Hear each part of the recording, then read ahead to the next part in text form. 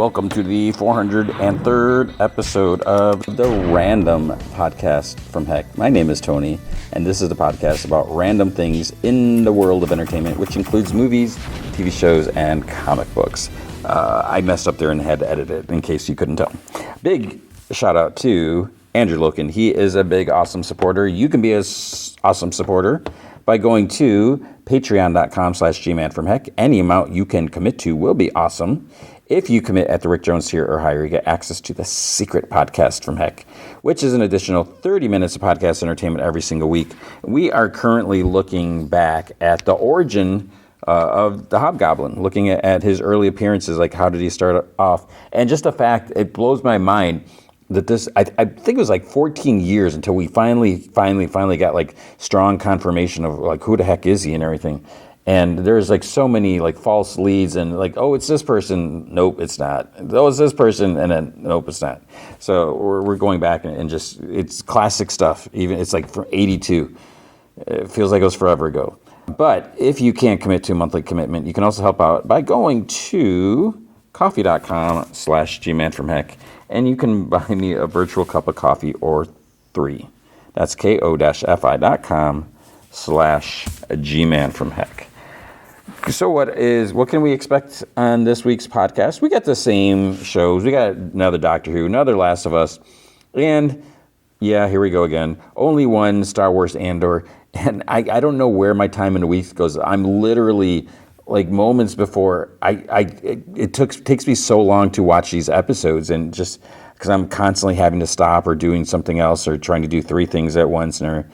So one episode of Andor, even though they're all out, my question is, do I continue or do I just say, okay, there you go. That's almost the first half of the series, the season. Go watch the rest. I don't know. We'll see. The movie feature is going to be Final Destination Bloodlines. And this was kind of interesting. I'm going to say right now, I was just like, yeah, okay, I'll see it. Because I don't know, I don't recall, and I think I mentioned I had planned on rewatching all the previous. I don't even know how many there are. I think there's 4. Is this the 5th one? Maybe. I planned on watching the other ones. I couldn't do it. If it was like maybe in a month for now, when school's out, I could do that. But so I liked the first one. The first one was fun and everything like that. I don't really remember if I must have seen the second one. I don't know.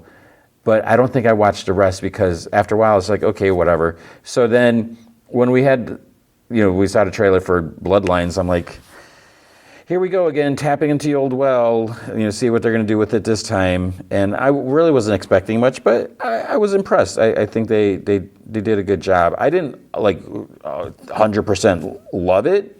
There's some little minor things. We'll get into that. Let's get into some news first. Now, apparently, speaking of Andor, there at one point early on, there's plans to do a Princess Leia cameo, but apparently it never moved past like the early discussions. They planned for like a story, like more the political stuff. It was gonna be like Mon and Leia doing some stuff, but they decided to try to keep the show more focused, and realistically, if you had Princess Leia in there, it's going to be a distraction.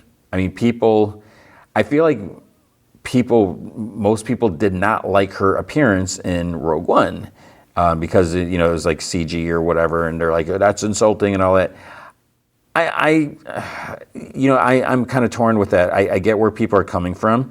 I would be like, if the actor thought, to put in their clause, like, hey, I'm okay doing certain things within reason, it's something like this where, she's such a huge part of Star Wars, did she comment on anything like that?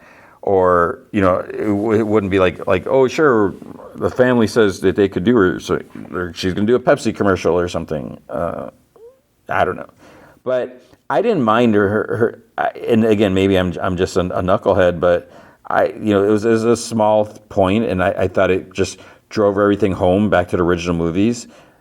But some people just apparently don't like that. Maybe some people are more sensitive than I am, because even like Moff Tarkin, people hated that, and I think that looked a little more artificial or something. I don't know. So they did not do it, apparently, which if you've watched all of Andor, if you're ahead of where I'm at, you already know that. Superman movie, apparently the box office tracking, which I'm not really sure what that is. They're saying it's going to be a massive opening. I think they're saying like 175 million or something like that. I don't really know what box office tracking means because tickets aren't on sale yet as far as I know. Often tickets go on sale early and people can start, pre-sale or whatever, stuff like that. But they're saying it's going to be big. It's like, okay. And that's good because the DC movies haven't been doing so great. I think there might have been a new trailer. I didn't see if there was. I didn't see all of it. The only thing that I know that I did see a little clip, like a side-by-side comparison. There was a scene, which apparently I'm not the only one that it bothered. There's a part where Superman's walking, kind of like, and then there's a bunch of people like, angry and everything like that. Someone throws a can at him, and then it hits him in the back of the head, and he kind of blinks or whatever, but he keeps walking. So they fixed that where instead of like the little blink, it's not, I wouldn't call it a flinch, but instead of blinking, he just continues walking. Because if it's just a can, I mean, one, is it a full can or is it an empty can? Because that's a huge difference. But regardless, even if it was a full can of beef stew, it shouldn't really affect him. If it's just some dude or whatever, I don't remember who it was, throwing a can at him, it's not, Superman's not going to really feel it. The bigger thing that bothers me, and this would be a bigger, another separate question, when it hits him, you see like his hair moves a little bit because he's kind of got a little bit of hair, it's a little longer. So the can kind of moves the hair. But my question is, should the hair even move? Because we know everything is like super strength. You can't cut his hair with a pair of scissors. We've seen so many comics, and yes, a lot of them are silly, like in the 50s Silver Age, where you try cutting his hair, the scissors break because his hair is super strong, super dense or whatever. So I feel like the hair wouldn't move either, but okay, whatever. Sort of Superman. Remember the other guy, Henry Cavill? Well, he's going to be in this movie called Highlander, which basically they're remaking Highlander because they remake everything. I wasn't even aware of this. So I don't know if this is older news where originally it was going to be put out through Lionsgate, but then it moved to Amazon MGM Studios. And apparently the reason for that was the budget. Because the director, Chad Stahelski, I think that's like the John Wick director, he wanted like 180 million to do it, and Lionsgate was like, no, we're not going higher than 165. So somehow, I don't know how it happened, then Lionsgate's like, okay, fine, take it to a different studio. I don't know if they still get it, and I don't know how that works, but and if it's through Amazon MGM, does that mean it's going to be on Prime and not in the theater? Or is it going to be in a theater and then like stream exclusively on Prime? I don't know. Rick Flag Sr. So there's been some confusion with this. I mentioned with the Peacemaker trailer, they mentioned that he's like the director of Argus. And I was like, okay, did that happen in Creature Commandos? Because I don't remember that happening. And then apparently, maybe in the same I don't know if there was a new Superman trailer. I didn't watch it because I don't want to see any more trailers this close because I'm going to see it. I don't need any spoilers. They've shown so much. But there was the mention of like the Secretary of State keeping an eye on Superman or something like that, and they show Rick Flag. So I was like, wait, is Rick Flag the Secretary of State, or is he the director of Argus, or is he both, or whatever? So apparently James Gunn says that, no, he is the director of Argus, but he's working side by side with the Secretary of State, so he's helping him out or whatever, something like that. I was like, okay, I guess that makes sense. James Gunn also commented on the Wonder Woman prequels series. He says it's in quote-unquote active development, and do they have anyone under consideration or cast or anything like that? And is there any news on that? He's like, nothing they can share, but things are exciting, or I don't know. So we'll have to see where that's going to go. Tom Holland is this rumor territory? He's maybe now going to be in Avengers Doomsday, Because at first they're saying he wasn't, because he's not announced, but his movie is taking place in between the two Avengers movies. Whatever is going on there, he's going to be busy. He's somewhere else. And I guess the other thing also is like if people don't remember who Spider-Man is or his secret identity, he may not be really considered. Do they still know he was an Avenger? Or is that just, I don't know how that works. Because if MJ and Ned don't know who Peter Parker is, what do they know about Spider-Man and everything? And that's just all messy. There's a trailer for Ironheart, so that's coming out soon. And I saw some people complaining. It's like, oh, they're just gonna put this soft release it, and no one's gonna know about it. But it's like, wait, no, everyone does know. It's coming out in June 24th. But they released another trailer, and there's like banners and posters and stuff. So the trailer, I'm a little, at first I'm like, I don't know about this. Like, I don't know if I really am motivated to see it. Although, I do like the character. So yeah, I would see it. But, I wasn't super excited. It's like, I don't know anything about it. And that's the truth, was because they weren't really pushing it. And I feel like this should have come out before. It's like, I don't know if I mentioned last time, but, she was in Wakanda Forever, but that feels like that was so long ago. And, what has she been doing since? We haven't seen her in anything else.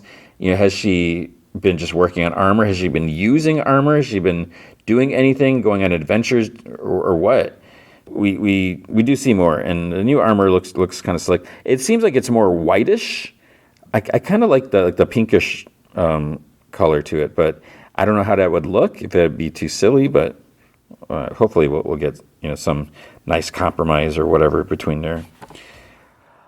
Rumors. I hate rumors. I feel like there's so many rumors, but there's a rumor Daisy Edgar Jones might be playing Jean Grey. There's just everything. Like, there's another rumor, like, oh, we might see Laura Kinney X-23 in something. And I just feel like, I don't want to knock, if these scoopers, or whatever you want to call them, scooper poopers, really do have connections, great for them. I'd still understand how, like, why people are like, sure, you can talk about this. But I just feel like a lot of times they're like, okay, what can we talk about? Like, what are people excited about? Oh, no one's been talking about Laura Kinney, or, maybe we should say that she's going to appear in something. And it feels like they're just making this up. And then with the scoopers, because sometimes they're right, sometimes they're wrong. So then it can be like, my source was wrong, or they changed things, versus you're just guessing. Because since they're like these anonymous sources, there's no accountability. So it's not like, but even, I guess, it's not like the studio saying, because like when Hollywood Reporter or Variety or whoever, they post something, it's usually that they got the information. They may go with hearsay, but usually it kind of bothers me. And I feel like we have so much rumors just like coming out, like more and more, or whatever. What about Megan 2.0? It's going to be rated PG-13. What was the first Megan rated? Because I feel like it seems like it should have been more than PG-13, because it does get violent in that. It was PG-13. Okay, the first one was PG-13. So this Megan 2.0 is also going to be PG-13, and it is based on strong violent content, bloody images, some strong language, sexual material, and brief drug references. So here's the thing, PG-13, my students in middle school, some of them, are at 13. I wouldn't feel like it's appropriate to show this movie to 8th graders. They may go and see it, but it doesn't seem, but it's PG-13. I don't even think even PG movies sometimes are questionable. Like, is that appropriate? And what I mean by appropriate is like, is there going to be a parent that's going to complain? And then whatever. What about Predator, Killer of Killers? That's going to be in Hulu. It's also, that's going to be rated R. And I don't have that bloody violence, gore is probably why stuff like that. What else do we have? Charlie Cox, he says that Daredevil Born Again Season 2 is going to include, quote unquote, a lot more Karen Page. So we're going to see more Deborah Ann Woll. I don't know why she wasn't in the first. And for when it was first started, she's like, "Yeah, I don't know if I'm in. They haven't contacted me." So I don't know what it was. It's like a contract thing, maybe. And then finally things were settled, and she appeared. But, okay. The other exciting news is Kristen Ritter is going to be back in as Jessica Jones. She's going to be in Daredevil season 2 as well. That's great. Hopefully it's more than just a cameo. I mean, Punisher had a decent sized role. He wasn't in Daredevil a lot, but what he did was pretty big, and it was a lot of fun. So I'd like to see more Jessica Jones, and I feel like having these other, it makes the world feel bigger, because like the fact that we didn't have any reference to Spider-Man, or there's no sight of Spider-Man because TV rights and movie rights and all that, it felt weird, because you would think that he would do something, but yeah. So hopefully Jessica Jones will have a good sized role, but not too much again to be like distracting or whatever. And then the last bit of news, it's not news, I take that back. The last rumor, I should have mentioned this before. So Sadie Sink, new rumor with Sadie Sink, where she's not going to be Jean Grey. It doesn't make sense. If she's going to be in a Spider-Man movie, why would you include Jean Grey in a Sony Spider-Man movie? That's kind of weird. And now we're hearing all these other people who might be Jean Grey and that. So the latest, I normally wouldn't post on this, but I think this is kind of ridiculous, and it would be cool if it is. I'm down with it is, but I just think this is absurd. But who knows? So that's why I'm going to say this. The rumor is that she's going to be playing Tobey Maguire's Spider-Man's daughter. And it's like, wait, what? Because he didn't mention anything about having a kid, but we know, spoiler, that Peter Parker and Mary Jane have been together all this time. So yeah, they could have had a daughter. Oh, okay, that'd be weird. And maybe she's traveled the multiverse type of thing. I don't know. What I do know is there's a lot more podcasts to come. That is the news for the week. All right, with comic books, there was a lot of comics, and not really, but maybe there's just a lot that I didn't read. I mean, I did read Space Ghost number 12, and I love Space Ghost, so I'm really enjoying this. But I think I didn't read issue 11. So what's going on here is basically a bunch of Space Ghost enemies. They've gotten together. I think they call themselves the Council of Doom. Nothing to do with Doctor Doom, and it's kind of bad news for Space Ghost. They go to like his ghost planet.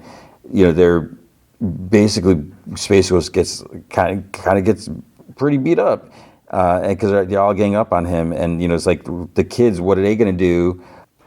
Blip, right?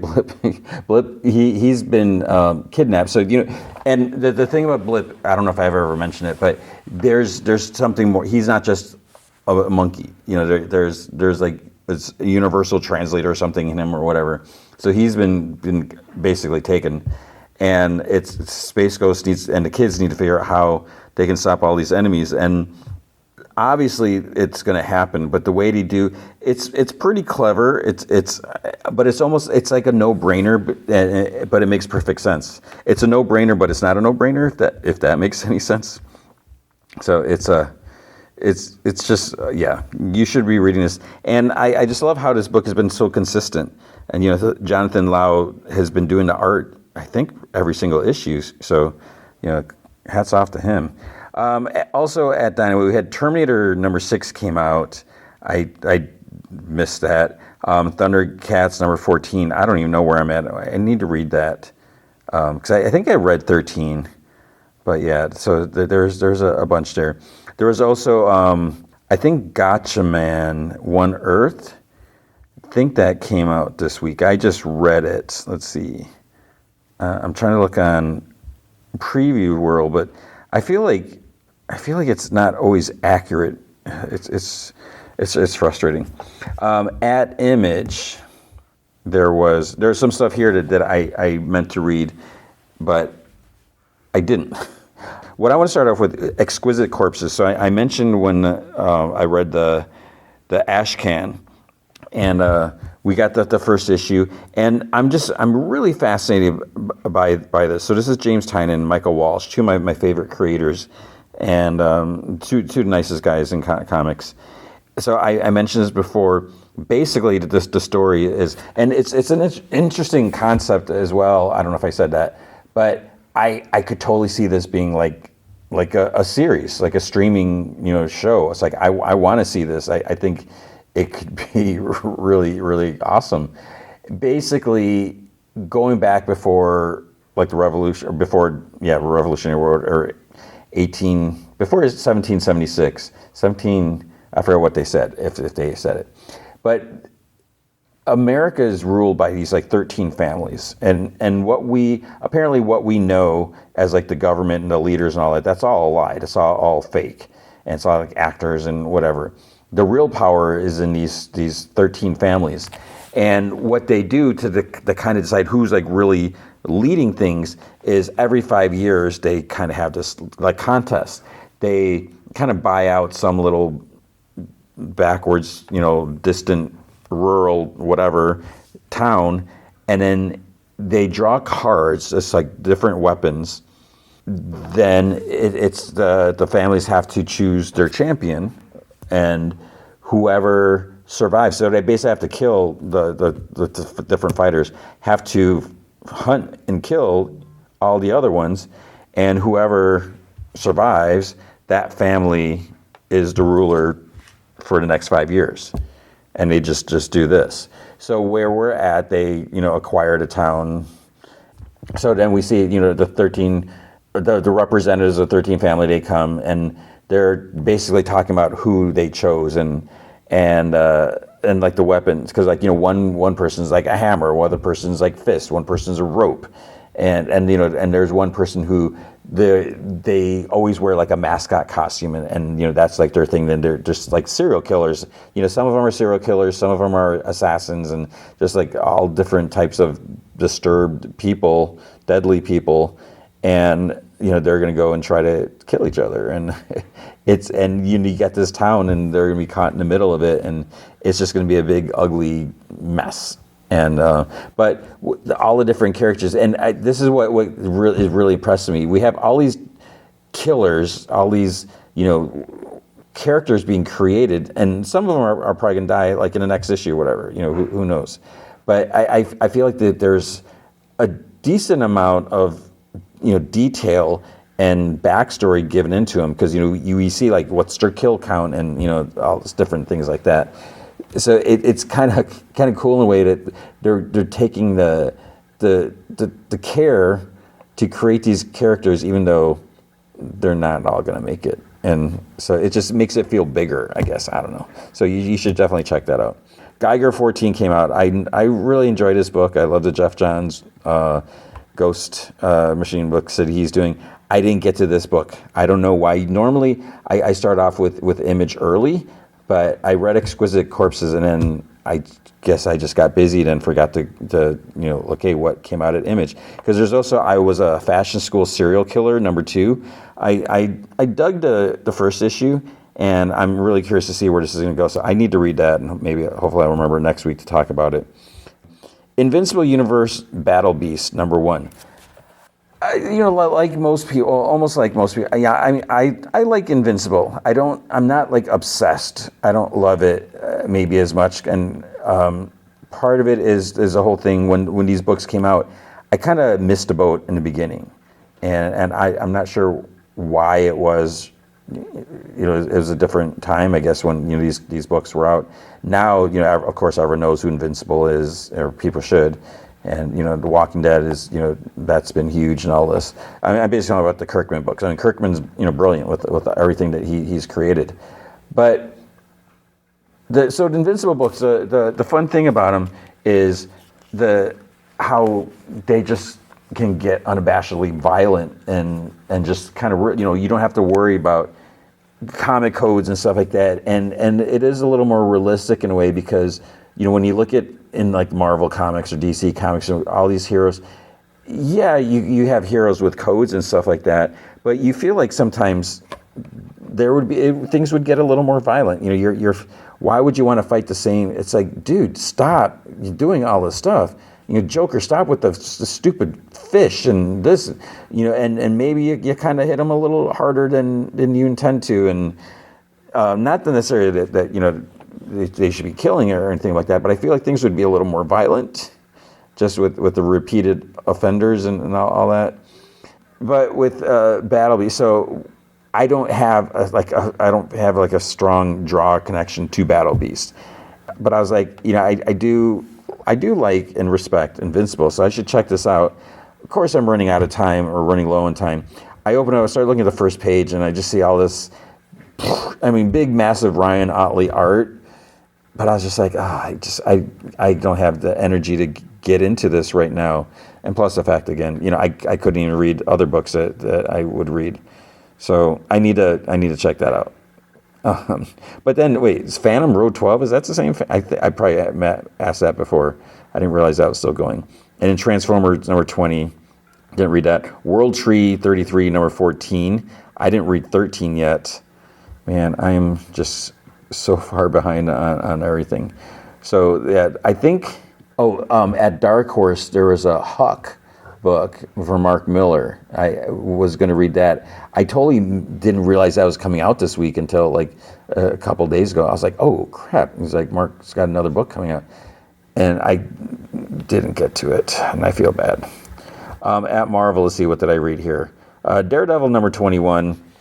So Daredevil, there's this like fungus stuff in the basement of a friend of his that he's kind of been hanging out with, and I didn't really enjoy this so much. It was okay, but it's like crap. Matt Murdock's been infected by these spores or whatever, and he like passes out, and these guys in hazmat suits, they're throwing everyone like in the basement. I guess they missed the fact that he had his Daredevil armored costume under his robe. Okay, somehow they missed that. And so he wakes up, it's like he's infected, so what's he going to do? But because his senses are so much or whatever, so intense, that he's able to kind of like feel the different things and I guess kind of work the fight against it or something. I don't know.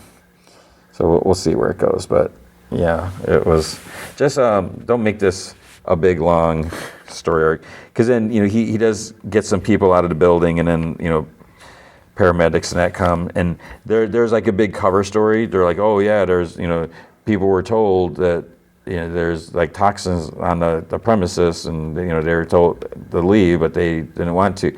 Even though there's something deadlier, like someone's like purposely infecting people or whatever. So, of course, that's how it goes, right? Doctor Strange of Asgard number 3. I'm okay with Doctor Strange. I don't love him, but I do enjoy his stories. Asgard stories not so much, and now he's hanging out in Asgard since he's no longer Sorcerer Supreme. The only thing that's intriguing to me here is the fact that there was a murder, and Doctor Strange saw, I think I'm pretty sure he saw the murder. He saw like Loki there, but then Loki's like, it wasn't me. It's like, wait, what? And so trying to investigate the cause of this murder without telling people at Asgard, is like, hey, your fellow Asgardian, I forgot the person's name, is dead, and he's kind of covering it up. And so then the next issue, some people are going to have words with him, which is going to be annoying. There's Godzilla versus X-Men. I was just like, I don't know about that, so I didn't pass on that. All New, All Deadly Gwenpool, number 1. So I'm going to be like superbly, critical of this book because I love Gwenpool. I always say she's probably like, I find the character, and it's not just Deadpool, it's also Deadpool with Guri Hero art. There's just something about it just really comes to life, and it has such a vibe. I mean, all of Guri Heroes arts, like the It's Jeff comics, are just such a blast. So we have, and I mean, you know the story here. It's apparently original, like actual Gwen Stacy has been somehow revived and turned into like a weapon, like a killer. I think she's like X30 or something like that, which I don't know if that has anything with X23. I don't think so. Or maybe like, I don't know. And they're like trying to come up with a name with her. Like, I think someone says Gwenpool and she's like, no, that's stupid or something like that. And there's like something else going on. There's a big battle because like Spider-Man and Kate Bishop are fighting and things are pretty intense. And then this new Gwen, Dark Gwen, whatever, comes up. And it's just like, wait, what's going on? Oh, because we do see actual Gwenpool. And it always feels weird when someone else is doing the art. Like even, Michael Walsh did, a Gwenpool story. And I absolutely love, I so love Michael Walsh's art. But even that felt different. And so we got Gwen here, and we got, actually, I don't remember if Jeff was in here. Maybe. So it's just basically setting stuff up. I don't know. I mean, it feels also like such a huge, it's like sacrilege that you are taking Gwen Stacy and you're going to turn her into a killer. So obviously there has to be more to it than that, because while Marvel has no problem resurrecting, fallen foes and everything, because like Bucky was supposed to be one of the untouchables, and that was massive, what was done with him. Same thing with like Jason Todd. So I don't know. I'm really curious, like what is the deal here? Like what's going on here? But it's I mean, you look at that cover. It's the cover is violence. I don't know. It's crazy. Let's see. We had Helverine. We had Immortal Thor. Yeah, I don't know what's going on there. Miles Morales Spider-Man. Yeah, I tried reading it. I don't know why. I'm so done with this comic. But we have Miles and Anansi, and he has to fight Ares, which is like, why is Ares so evil now? Because he was kind of good for a while, it seems like. Ares, and I don't know, and we see like I just started skimming after a while. When we do see what's his name? Not Surge, Blip, Blurg. Miles is like clone brother, whatever. We see him at school, and that. But then people start getting pulled into this fight against the Ares fighters, and I don't know. It's just no. One World Under Doom, number 4. This is mainly Doctor Doom versus Dormammu. And it felt very long, and I thought it was kind of boring. And I mean, Dormammu kind of gets the upper hand for a while because, Doctor Doom is just so arrogant. And, while he is very skilled with the mystic stuff, Dormammu's been at it a lot longer. So, yeah, I didn't really care for it. Phoenix, number 11. So the spoiler from last issue is Jean's sister is back. Because Jean thought she was dead. Is she dead? And that's the thing when I read these, because I don't even remember her so much dying. But it's like, can you trust anything, and like what's going on? So I'm kind of curious to see where that's going to go. Red Hulk, number 4. Ross, Thunderbolt Ross, Deathlock, and Machine Man. They're trying to escape from Doom, and it's like a winter wilderness. Ross is depowered. He's used all his energy, he doesn't, because he's been in prison, for who he doesn't even know how long. So he doesn't have his Red Hulk energy, and it's just trying to survive. And he needs nuclear energy to get the radiation to Hulk up. And yeah, so let's see what's going to happen there.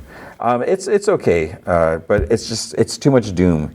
I feel like if it wasn't Doom, or if we didn't have the One World Under Doom, it might be different. But So it's so hard to read through these books.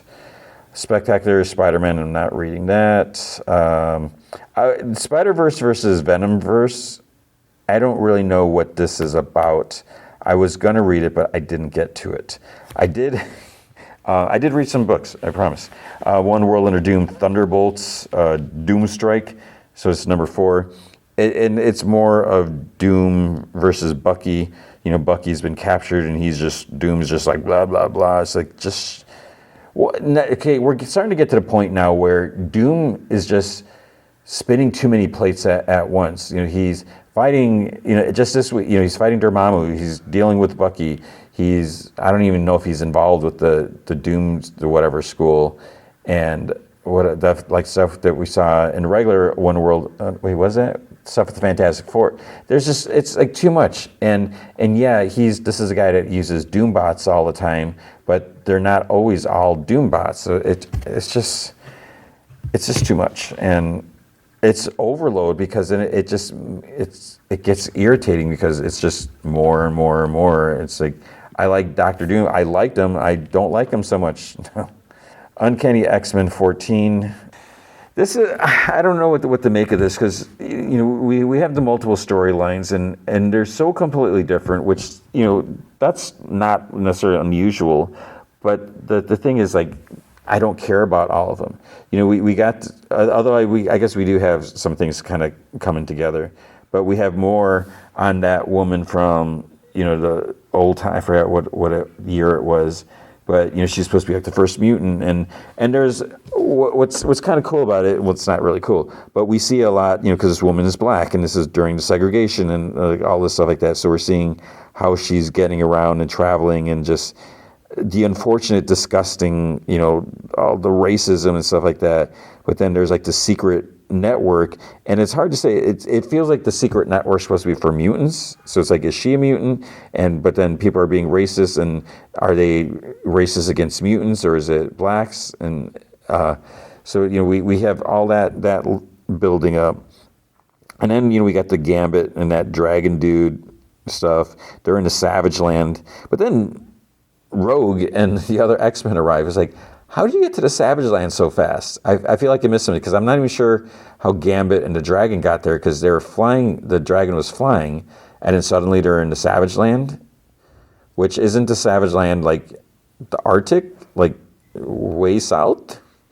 And then, did they go through some portal? I don't know. And then there's stuff with these new mutant kids, whoever they're dealing with stuff, and got Man-Thing. It's like, I don't know. Wolverine number 9 or 401. The only reason I read this because in the last issue, issue 8 or issue 400, spoiler, I'm sure you've heard about this, Wolverine gets a letter from his mom. So apparently, supposedly, his mom is alive, even though she was supposed to have died like 100 years ago. And she said that she needs help from her son. And, go to the Howlett estate. But he's like, yeah, obviously this is a trap. But, he can't help but, check it out anyways. And so he gets there, and whether it is a trap or something, I don't know. But, he does have to fight some people. And then there's a hint of someone else that he has to fight, which is going to be in the next issue. And I'm just like, I don't know if I want to read it now. So we'll see. X Factor number 10. Turns out this is the final issue. It doesn't, I guess on the cover you see, here lies X Factor. I guess they kind of wrap up some loose ends, but yeah, it just feels like, when you look at this, okay, so what did this accomplish? We had some weird and wacky adventures and, some new characters, but it's just, was it sales? It just seems weird that all of a sudden it's like, okay, that's it. So that's unfortunate because, I like Mark Russell's writing and, just, I want to know, like, what are these characters going to do? Like, what's happening here? So yeah, that's done apparently. At DC Comics, we had Absolute Batman number 8. This is like a Mr. Freeze sort of story. I couldn't get into it. I don't know what it was. It does have sort of like a classic vibe, like an old school vibe. Maybe that's what I'm trying to say. And where we see like Mr. Freeze is like doing his things.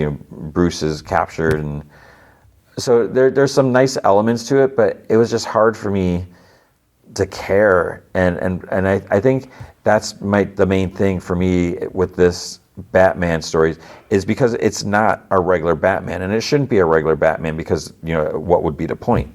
So with this different absolute Batman and this absolute Bruce Wayne and absolute whatever Gotham City, I'm not really attached to it, and so that means I don't care. It's hard for me to care to get into like what's going on, and yeah, so we'll see. I'm curious what's going to happen at the end. It's not going to be good for someone, but yeah. Supergirl #1. I got a little annoyed with this, just because the reason I got annoyed is some stuff's happening to Supergirl. Obviously she needs to have an enemy, or she needs to have some sort of problem to deal with. Otherwise, it's not going to be an exciting comic. She decides to go back home. Her parents call her, and they moved back because they're in I forget it's a DEO or somewhere, and her adoptive parents, I guess, the Danvers, and so she decides, okay, I guess I'll go home, and so she goes with Crypto. There's some stuff going on. Let's just say there's another Supergirl in this town. So it's like, wait, what's happening? And I found that a little annoying, but we'll see where it goes. Yeah, so I love Supergirl. I'm so glad Supergirl has her own comic. I feel like she should have her own comic. It's ridiculous that she doesn't. But I didn't love this story. I'm still I'll read the next issue. Just what is set up, I am kind of like, what the heck is going on? What's going to happen next? So they hooked me. I'm just not super excited about it. Action Comics 1086. I didn't read this. I didn't even open it. I didn't even look at it. I'm assuming this is more of the flashback story with Clark Kent covering some story in the Arctic. I don't know if it's North Pole or South Pole or what, because Lois is doing something else. And yeah, I wasn't crazy about that, so I didn't read this. I think that's all I read. I think Supergirl and Batman, Absolute Batman, I don't think I read, because there's a Green Lantern Corps, which I will read that issue 4. I just didn't get to it. I'm behind on DC versus Vampires. Batman and Robin, I wasn't crazy about because I missed some issues, or I kind of skipped some issues. I read last week. I read issue 20. Wasn't super excited, so I'm just like, I need. It's getting late. I need to start recording, so I didn't read that. Aquaman #5. I only read the first issue, and then we have. I think that's it. Batman Dark Patterns #6. Yeah, I haven't. That's Dan Waters. I've been curious about that, but I haven't read that. So that is it. That's all I read. Doesn't seem like I read very much. It feels like I did, but it also feels like I didn't. But that's going to be comic books for the week. All right, Doctor Who, Season 2, Episode 5, The Story and the Engine. This was a decent episode. I kind of liked it. It was, I almost feel like there's something a little tiny something missing as to like the whole, I guess we kind of get the explanation, but it's like the whole motive for the foil, for the villain, the bad guy or whatever. On IMDb, so I decided to look at this because I'm like, what do people think about this? It has a 7.0 out of 10 rating. So that's not bad. The previous episode, Lucky Day, is at a 7.6 now. I don't know if that's changed from last week. The Well from 2 weeks ago was 8.6, so people really like this. But what I find interesting, I decided to look at some of the user reviews to see. I don't know if there's regular reviews, but looking at the user reviews, I find it kind of interesting, and it's just unfortunate. I don't know if this is interesting to you at all or not. But like 1 is like 8 out of 10, back on track. 7 out of 10, very entertaining. 6 out of 10, good for long-standing fans, not for the casual viewers. 10 out of 10, a story that only works with this doctor. Someone said 6 out of 10, it's an episode. Okay. 10 out of 10, best episode up to now. 10 out of 10, wholesome, beautiful episode. And then 2 out of 10, what was that? But there's one that I saw.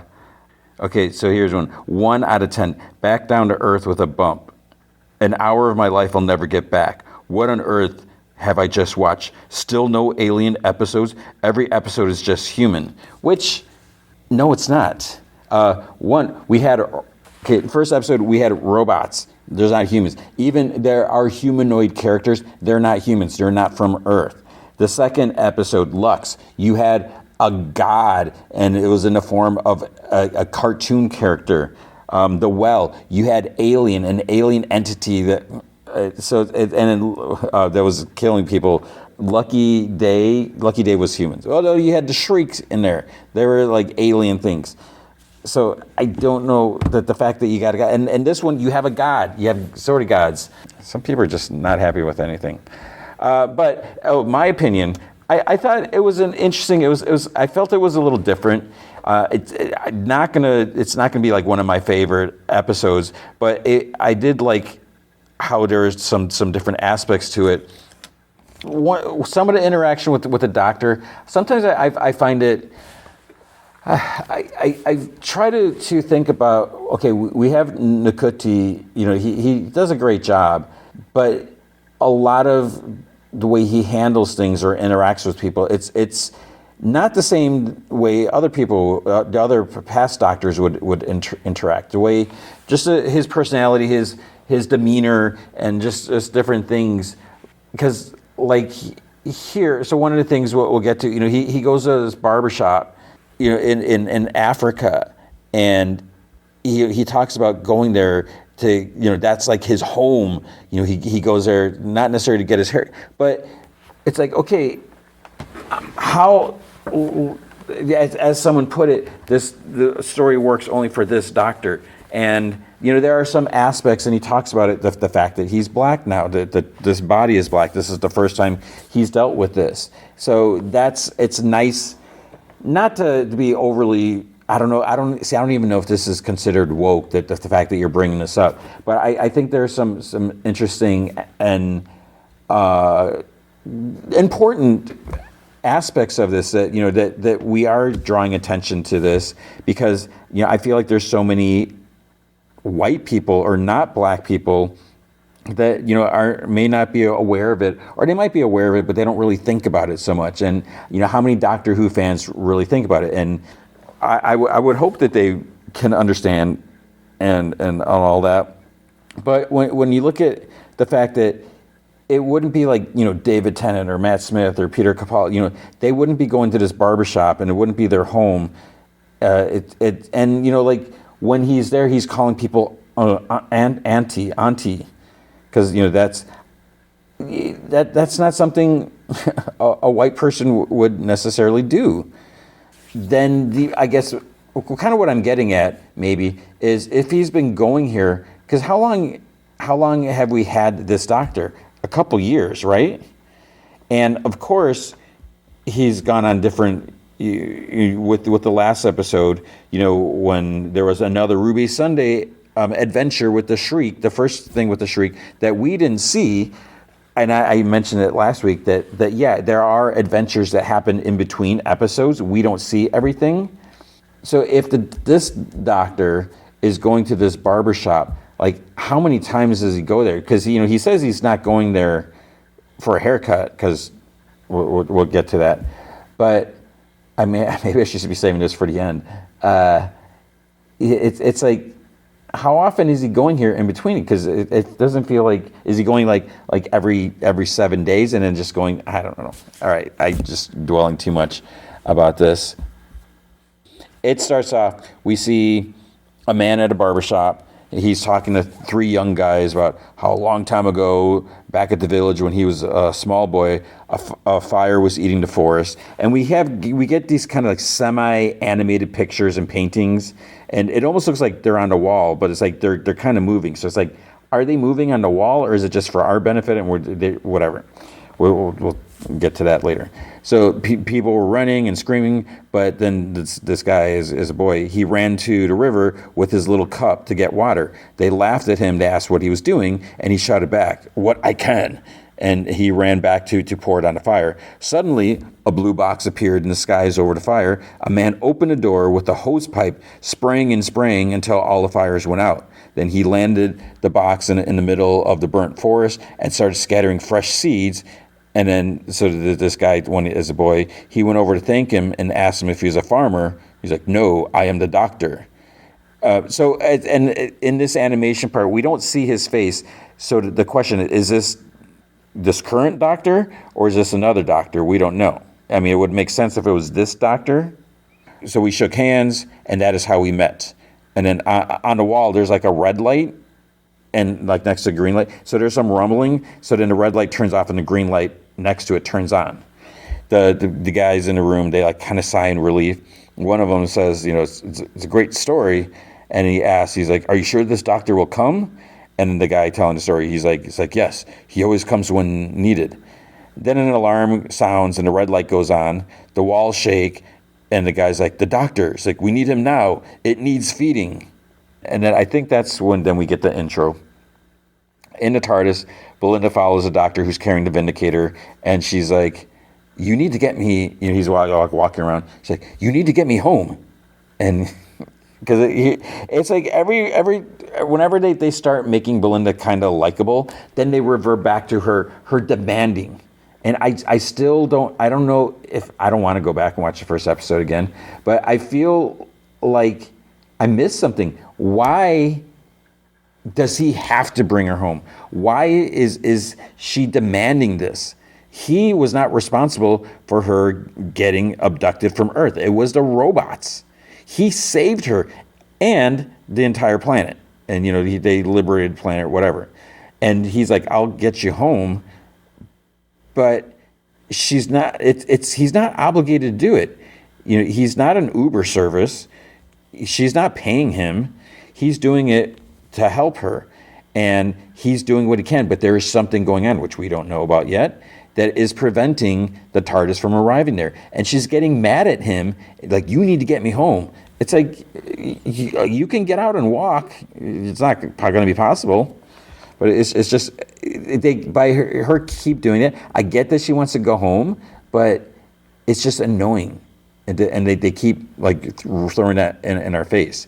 So he's like, "I promise I'm doing everything I can." And he's like, "Wait, he's like, "Why didn't I think of this before?" He's like, "We can boost the Vindicator if we go to," he's like, "Of course."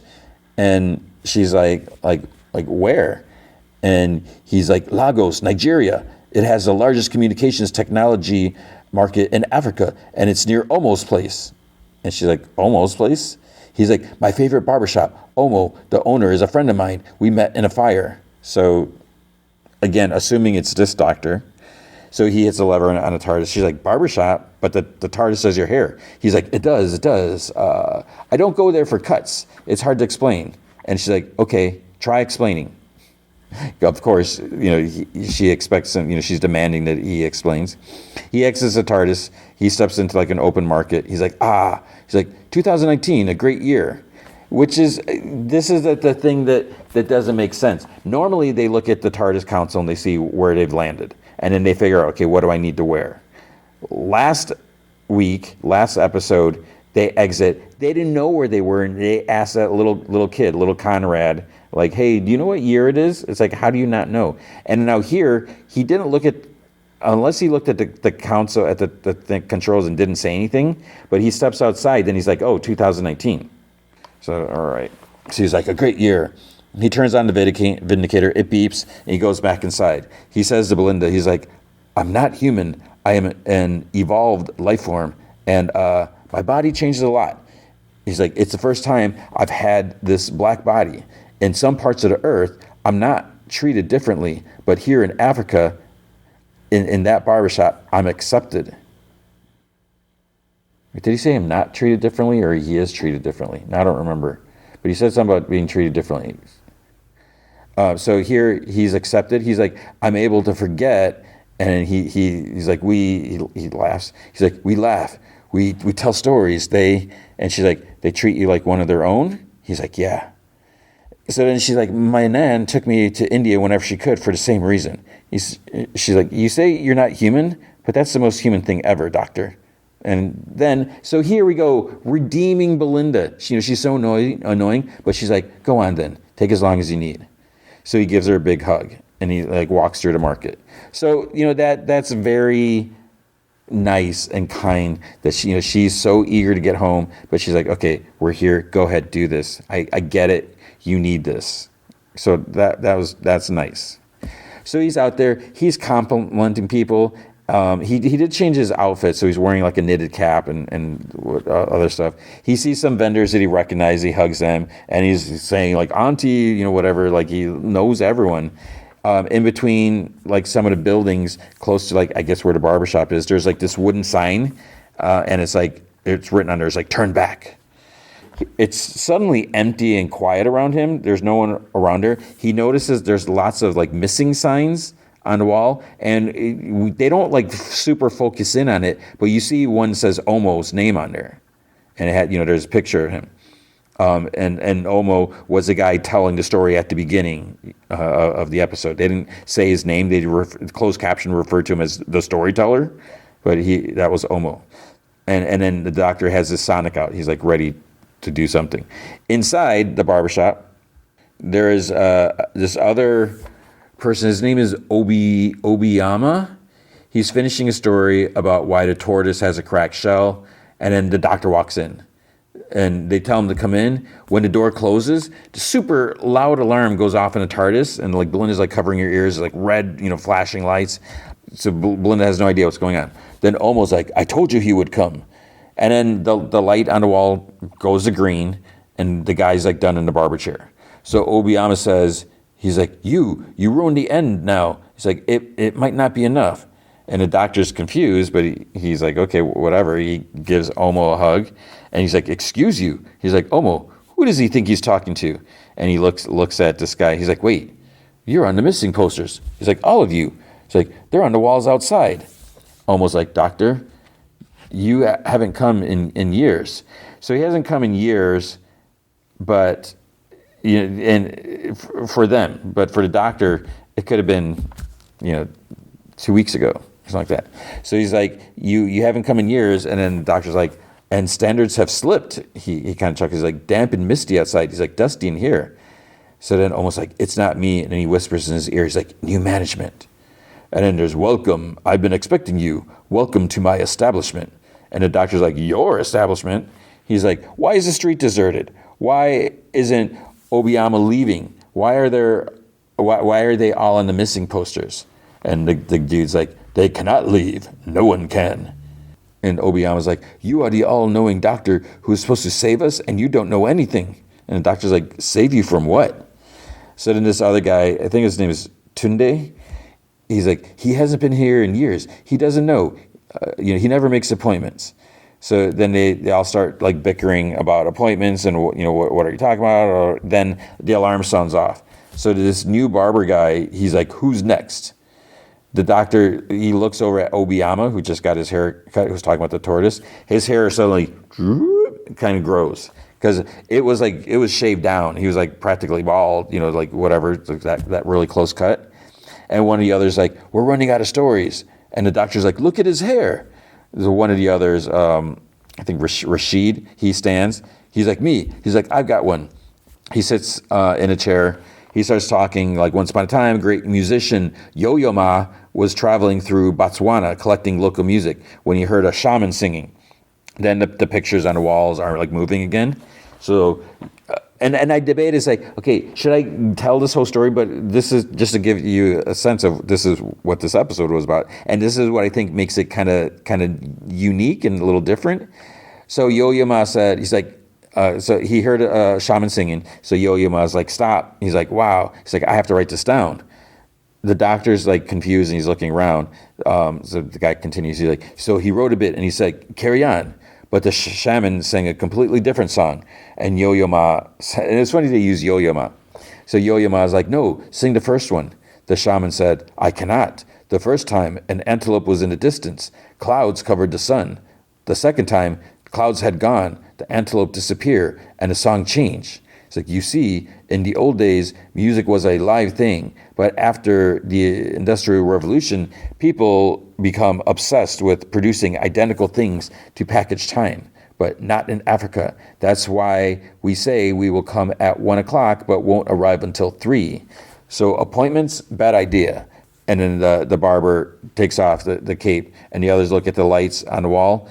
The roof shakes a bit, rumbles, and then the green light turns on.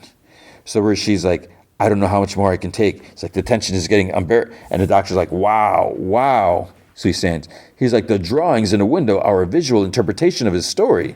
This one guy, it might have been Tunde, he's like, cool, right? And the doctor's like, Dalek, Cybermen, Weeping Angels. And almost like, you need to be getting a cut for that to work. They're all connected. The windows, chair, the clippers. And then the barber's like, and you must tell a story, doctor. We must feed it. It is always hungry. So the doctor uses his sonic, and he's like, what is hungry, Omo? And almost like says, the barber controls it, him and Abby. Then the door opens, this lady comes in like with a bag. When the door closes, the alarm blares in a TARDIS again. And then it stops, and Belinda's like, are we under attack? She's like, TARDIS, hello? So the Tunde, he thanks Abby. So he tells the doctor, he's like, every day she brings us food. It's like, we'd be lost without her. The doctor stares at her. He's like, I know that face. Why do I know your face? And she just stares at him like across the room. And it's like, wait, did she hear him? Because he said it kind of quietly, but they're looking right at each other. So she could see his mouth moving, like almost read his lips. So, but it's not that big of a room. So she walks up to him, clicks her tongue, and then like moves past him, like goes into the back room or something like that. And he's like, what have I done to you? Then Rashid interrupts, like, we know who you are, intergalactic busybody, Time Lord, last of his kind, and so on. And the doctor's like, so you told them, Omo? And Omo's like, how could I not? You're the greatest story I know. And the doctor's like, well, if you put it like that. But why do I know her face, Abby? Tunde's like, the barber's assistant? She told me that they both used to work for her father, but he was mean, so they left. The doctor's like, her father, and they're keeping you here? And he's like, until we reach their destination.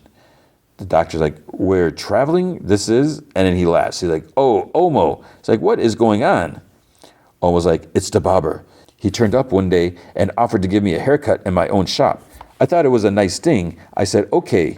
He brought out his own clippers. As soon as they touched me, a sort of current just ran through the whole shop. And like magic, like witchcraft, it seemed to transfer itself. Its soul to him. I tried to open the doors, but my keys didn't work. Tried to stop my clients, but the shop demanded a select few, the ones who loved this place. They pushed in, the men I've known for years, decades. They're like sons to me. And the others tell them that why they came in, for a cut or trim. One guy, it was his child's naming ceremony.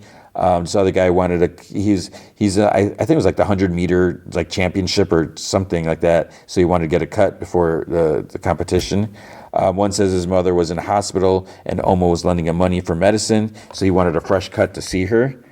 It's like, wait, you can't afford medicine, but you can afford a haircut? Omo's like, there's something waiting for me too, doctor. It's like the girl with the blue earrings, the day we met. We both came to the city together, but I spent most of my time in here, not enough with her. And the room kind of shudders, alarm blares, the red light's on, and the barber storms out from the back room. So, whose story will enchant us now? They start arguing and that they don't have anything, and the doctor cuts in. He's like, you don't have to say anything. I'll speak. He sits in a chair.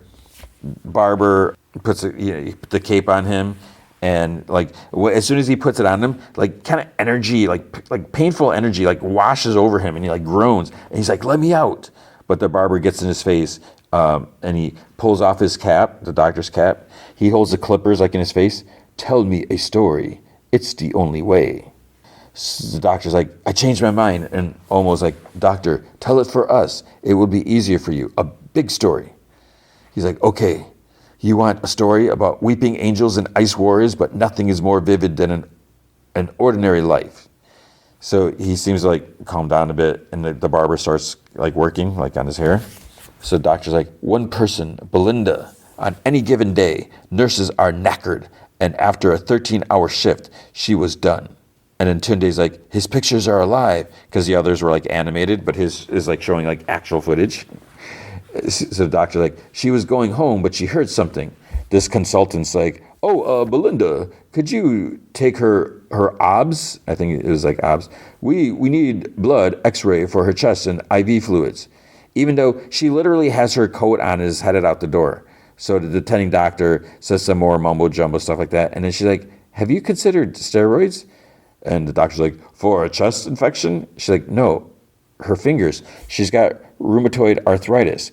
Might have put herself in an Addisonian crisis. And she's like, here. And she's like on her hand. She's like, hyperpigmentation. The doctor's like, no, it's too subtle. It's barely there. And then paramedic lists some symptoms. She's like, an Addisonian crisis can present like this. It happened to my nan. Without steroids, she could die. The attending doc, he looks at the lady's hands again, clears his throat. He's like, you're right. She's yours. And then he walks away. Belinda calls out, but she's like, it's my nan's birthday. So the doctor's basically like, okay, you deal with it. The doctor continues. Abby's listening in the back room. And there's like a light meter thing that's getting brighter. Like it's almost like a gauge, like filling up. So the doctor's like, all night she guarded that frail life, sacrificing her own joy. And Abby like looks at something and she's like, we're speeding up. So the doctor's like fighting her tiredness until the doctor wheeled her away, and Belinda like sobs. 2 weeks later, Belinda was leaving work. And then we see Mrs. Flood waving her, like she waves to her and says she's picking up her pills. So I think I've been calling her Mrs. Fields. I must be thinking about the cookie. But her name, this lady, the lady who lived next to Ruby Sunday and then somehow next to Belinda, her name is Mrs. Flood. So she's at the hospital, of course. Belinda's on the phone. She tells her nan that she'll be there around 7. And this lady with flowers kind of walks up to her. And Belinda's like, oh, look at you on your feet. And she's like, I know what you did for me. And Belinda's just kind of confused. So then the lady's like, well, the doctors took over, but you saved my life. It's like, thank you. And she gives Belinda like the flowers and the hug, and Belinda kind of gasps. So it was very sweet because, a lot of times people don't get recognition for, the stuff that you do. So the doctor's cut is over. The barber removes the cape, and the green light turns on. And Abby's like, the batteries are full as they've been since the early days. The doctor's like panting. He almost like falls out of a chair, like kind of stumbles. Omo like catches him, and he tells him, he's like, the first time is the hardest. He's like, from now, it will be as easy as getting a haircut. The doctor's like, what's happening? So he sees in his mirror, and then his hair has kind of grown and like poofs out like more than it was when he walked in. So he's still groaning, and the barber is like, you were right, Omo. His stories alone can superpower the engine. And Omo's like, you see? Look how much his hair has grown. It's like, you can let us go now. And Abby says to the barber, like further back, she's like, this changes everything. We'll take the throne and rule fairly, justly. And the barber's like, I must recalibrate the engine. Such raw power. Check the stasis field for structural damage. Let's meet in the engine room. So the others are like tending and comforting the doctor. Abby raises some device, and there's like this energy shimmer and then a thud at the door. So she kind of glares at the doctor's direction, and then she walks into the back. So on the TARDIS, red lights, alarms again. Belinda doesn't know what to do. She yells. She's like, TARDIS, locate origin. She's like, show source. And then there's an image of the shop. It appears in this little screen, and she's like, the barber shop. So she goes outside, but it's like, wait. This bothered me. She's like, does she even have a key to lock the TARDIS? Because she's just going to leave it there. Anyone could just like walk in. Everyone in the shop tries like selling her stuff. I'm assuming they think she's a tour or something like that. They get in her face, and like one gets like right in her face, and she kind of stumbles back, and she like knocks something over, and the vendor dude's like, "You must pay for what she knocked over." And she's like, "I don't have any money." Then there's like an officer there, and she's like, "Who's causing problems?"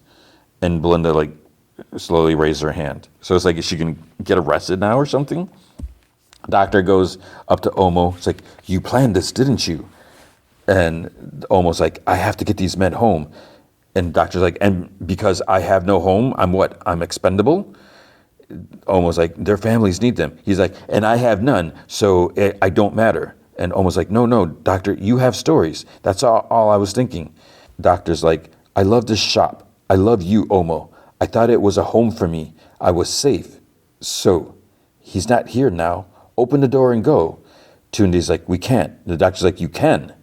Tunde's like, "There's nowhere to go." The doctor's like, "I opened it from the outside." Someone else is like, "It's different from the inside." Omo tries like stopping him. The doctor turns and yells. He's like, "Do not talk to me ever again. I trusted you with both my hearts, with everything that I am. How could you?" Omo tries getting the guys to move back while the doctor uses Sonic. One's like, "It doesn't matter." It's like, "If he opens the door, none of us are getting out." The doctor's like, "Got it." So they try saying no, but he opens the door, and there's a sort of like nothingness out there, but then the room kind of tilts. They all have to hang on, like, because it's almost like it's like sideways or like getting sucked out like a vacuum. The doctor's like, "What the hell is this?" They're all like screaming. The doctor like looks outside because he's like just hanging onto like the frame of the door. His body's like outside. And there's like this big engine, and then the camera pans back. There's like some machinery, but when it pulls back, we see that it's like there's like this big spider walking on this web, and like each step is like lights are kind of zapping like on the webs. So my first thought was Anansi, maybe because like the Miles Morales comic, which I think is still part of it, and Nancy's story. So the doctor like struggles, pull himself back in. He shuts the door, and the others like fall to the floor as soon as the door's shut. The barber and Abby come out, and they like glare like what's going on. But I guess Belinda didn't really get in any trouble because now she's like walking the empty street. She's in the empty section. She sees this other sign that says "Stay away," but it's like, how does she know which way to go? Then she hears like a child giggling, and she sees one like motioning to her, and then she looks back at the sign, and then when the kid's gone. What does she do? She decides to go in the direction where the kid was. The barber bends down to the doctor, who's like, kind of kneeling on the floor trying to get up. He's like, "You are confused, aren't you, doctor?" It's like, "The shop is in outer space and in Lagos at the same time." And the doctor's like, "How?" And that structure that I saw. The barber's like, "The Nexus. I used to call it the World Wide Web, until the humans named something far uglier after that. There is a time-space compressor that goes between, that is built into the door frame, that only lets her and myself out. We control it." The doctor's like, "And we're traveling on a spider?" Tunde's like, "Wait, you saw the beast?" And the doctor's like, "Where are we going?" And the barber's like, "You'll find out soon enough." Outside, Belinda opens the door, she walks in, she's like, "Doctor." And the door shuts like right away. The doctor chuckles, "Took you long enough?" And he like hugs her. He's like, "The alarms on the TARDIS must have been going off." She's like, "Yeah, nearly blew my ears off." And Abby's like, "You're the nurse from his story. Your companion. So where have you been? Did he leave you behind? Tell you to wait?" And Belinda's like, "No." It's like, "I told him to go, actually." And it's like, "Wait, you're all missing. Doctor, what's going on? And who is that?" Abby. Doctor's like, "I'm still figuring that one out." He looks at the barber. He's like, "All he has done is stomp around giving people awful haircuts, and they're all scared of him. He who hides his identity like a coward, a troll on the web." And he chuckles like, "We will leave here. There is nothing that he can do. He has no real power." The barber's just like glaring at the doctor. Then he's like, "You want to know who I am?" He holds up the clipper. And then this like spider like image kind of appears over his head. "I go by many names. Anansi, the man spider." So I was right. Or was I? "Saga, the Norse goddess. Bastet, Dionysus, how come I can't say it? Dionysus, the Greek god of theater. That's not how you say it. For some reason, I can't remember. Even Loki, god of mischief. So it's like, wait, he's saying he was all these people, so they're not real, they're all him? I have been them all, in many cultures, in many worlds, in many incarnations. It does not matter what I am called. It matters who I am, what I do. And Belinda's like, and what is it you do? I begin all things. I begin all things. It like echoes. I am the voice in the empty void. I am the spark, the seed, the dark nucleus. And as he's saying this, he's like snipping like pieces of his dreads off, like just cutting them. And he's just dropping them on the floor. The lie that tells the truth, the well of the words, the Godfather Griot, something like that, the tall tale itself. And this, doctor, this is my domain. And the doctor's like, this barbershop? He looks at Omo. Our barbershop? And he's like, yes. And the doctor's like, and you were all those story lords? Yes. And Belinda's like, all those gods? You? Are you sure? Yes. The Belinda and doctor, they start laughing, like almost hysterically. One of the other dudes is like, what's so funny? Why are they laughing? The doctor's like, he's lying to you. He's lying. I met Dionysus.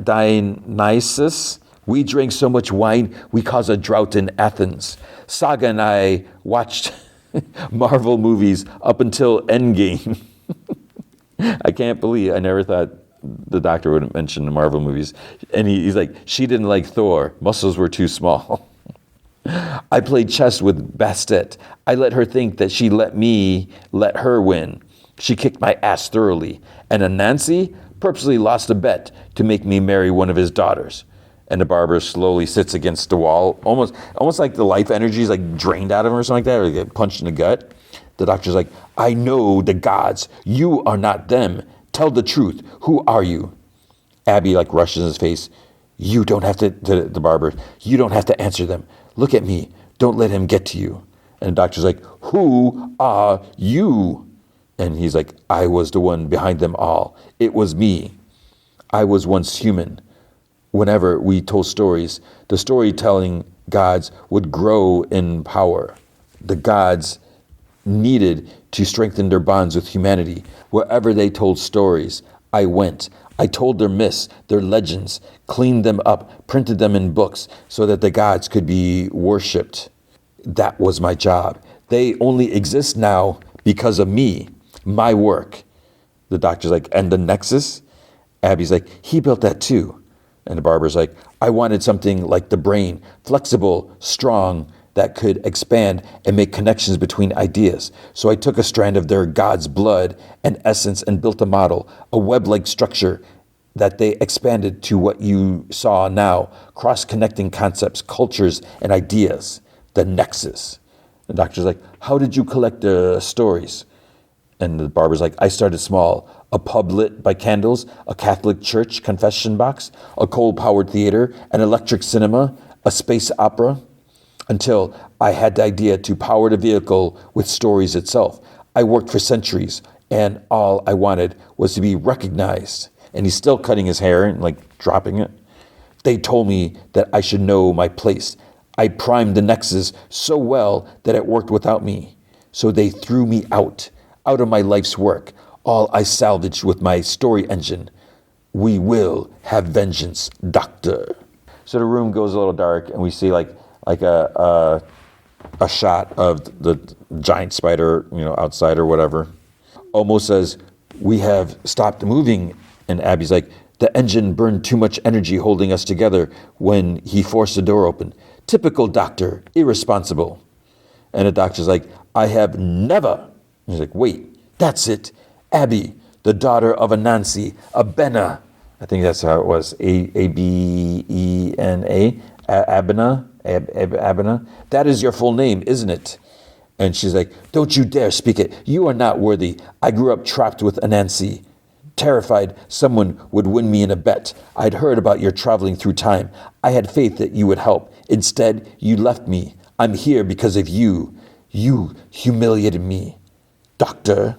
And he's like, you look so different now. I am sorry that I couldn't take you with me. And the camera pans back, and it turns out this is when he was the female fugitive doctor, which I don't know really anything about this doctor. And I think it was during the Jodie Whittaker era, whatever years. So I just know that there was this other episode in season 1 where they mentioned this. I was like, who is that? So I had to search. I need to know. I'm curious about this fugitive doctor. He's like, I was a fugitive back then. Nancy was wrong to offer that bet. And frankly, darling, I was busy in a different story that might be finished one day. Is he talking about the fugitive doctor? That because I think there's only like 1 or 2 appearances, so we don't know. Because she appeared, like we came into her story, like I think it was Jodie Whittaker doctor may have met her. I don't know. So I don't know if that's saying that we may see the story. And then Belinda's like, you actually took that bet? He's like, I tried to lose. And the barber's like, sit, doctor, talk now. And the doctor's like, where are we going? And he's like, to the heart of the Nexus. And the doctor's like, to do what? Abby's like, to install the shop there and make him storyteller supreme, a trustworthy and careful God. And the doctor's like, that is what he's told you? That he's going to become everything that he hates and despises, and you believe him? She's like, he would not lie to me. And the room shudders, the alarm sounds. Abby's like, we need a story now. The doctor's like, I know vengeance and I can taste his. It is bile, black and bitter. You are planning something. What? There is nothing I can do. I'm trapped here. Tell me. And he's like, tell me. And then the barber's like, to cut them out of memory, the gods, all of them. The doctor's like, severing the gods from the story web, cutting them from their essence will destroy them. And Abby's like confused. She's like, destroy? And the doctor's like, as in kill, die, dead as a doornail, done, all the gods gone. And Belinda's like, that would destroy your father. And the barber's like, that is my gift to you, Abena, or whatever. It's like, remember what he did to you, betting you, his own child. There's another big shudder. The doctor's like, humans are tied to the gods. Destroying them would harm the very essence of humanity. A world without stories, how would they pass on tradition? You knew about this plan? And the other's like, no. And Belinda's like, is this what you want, Abena? And Abby's like, we need power now. And the barber's like, doctor, you need to sit and talk. And then I think it was Tunde.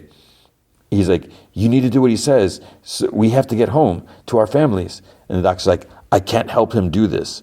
And he's like, please. And Belinda's like, Abena, hurt people. Your father hurts you. The difference between good and evil is what we do with that pain. The barber's like, enough, put him in a chair.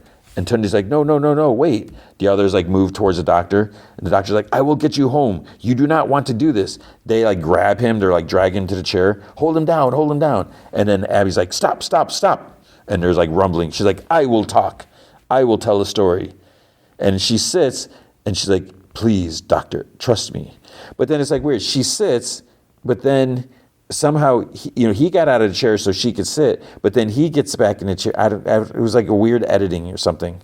So Abby's doing his hair now while talking, and she's just like braiding his hair. She's not even cutting it. She's like, in a time of slavery and deep suffering.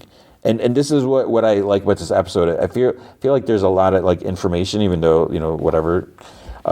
So she's like, in a time of slavery and deep suffering, the slaves who broke their chains and escaped would return to try to free others. Slaves were not allowed to carry papers. They were always stopped and searched. But the women were very clever. They could make their hair into many shapes and patterns. And we see like a sort of animated sequence start up. And in one style, hair could be braided to the scalp, bending and curling like roads or paths, so the women would weave maps into their hair and pass it on, mothers to daughters, slave to slave, plantation to plantation. The doctor's like, and the slave masters never checked their hair, so they shared routes like this and escaped to freedom. And she's like, exactly. And then she's like, there, all done. So the doctor's hair is finished. It's all braided, but he's got like sort of like a ponytail coming out somehow. And she's like, and battery levels are good. So there's green light for now. Belinda's like, you look good. The doctor is like, looks at me, he's like, so good, I could kiss myself. It's a shame I have to ruin it. And the barber's like, why? And the doctor's like, you'll find out soon enough. Belinda, now. He hits a sonic, there are sparks, and then there's like some little explosions in the shop. He grabs Belinda's hand, and they make it out the door. So, but they're outside, they're not in space anymore. But I don't know if they're back in Lagos. So she's like, it took you long enough. He's like, oi, just been trying to concentrate. It's like, Abena gave me the map to freedom. And he touches like the braids on his scalp. He's like, this way, come on. So they're kind of like, they're in between the buildings, but it's like now it's like a giant maze. The barber says to Abby, he's like, you did this? I'm revoking your access. He seals the door so she can no longer come and go. She's like, no, you lied to me for all these years. And then the barber's like, I will handle the others. So the doctor's still feeling his hair, figuring out which way to go. They get to this door. He's like, it should be here. So he opens it. There's like stuff on shelves, like statues and knickknacks. Then in this other room, they see it. He's like, the story engine. And it kind of looks like almost like an egg brain. And there's like, you see like lights like between the cracks. And there's like some like carvings and stuff on there. And one of those faces like, ah, kind of screams. So the doctor reaches out to it, and then it opens like from the bottom, like opens up, and you see Belinda's like a beating heart inside a brain, and the doctor's like, brilliant. What else is a story? What else could hold all stories? And he touches the other part, and this little like part, like other thing opens up. And there's like a bright light in there. So the barber exited, so he's close. He's going after them. The doctor tells Belinda to start ripping out the wires at the control desk. He needs to disrupt the flow of power, so she's ripping wires, and then he points his sonic, and then the barber arrives. He's like, the barber's like, get away from my heart, and he rushes up to this one part, and he like looks at it, and he laughs.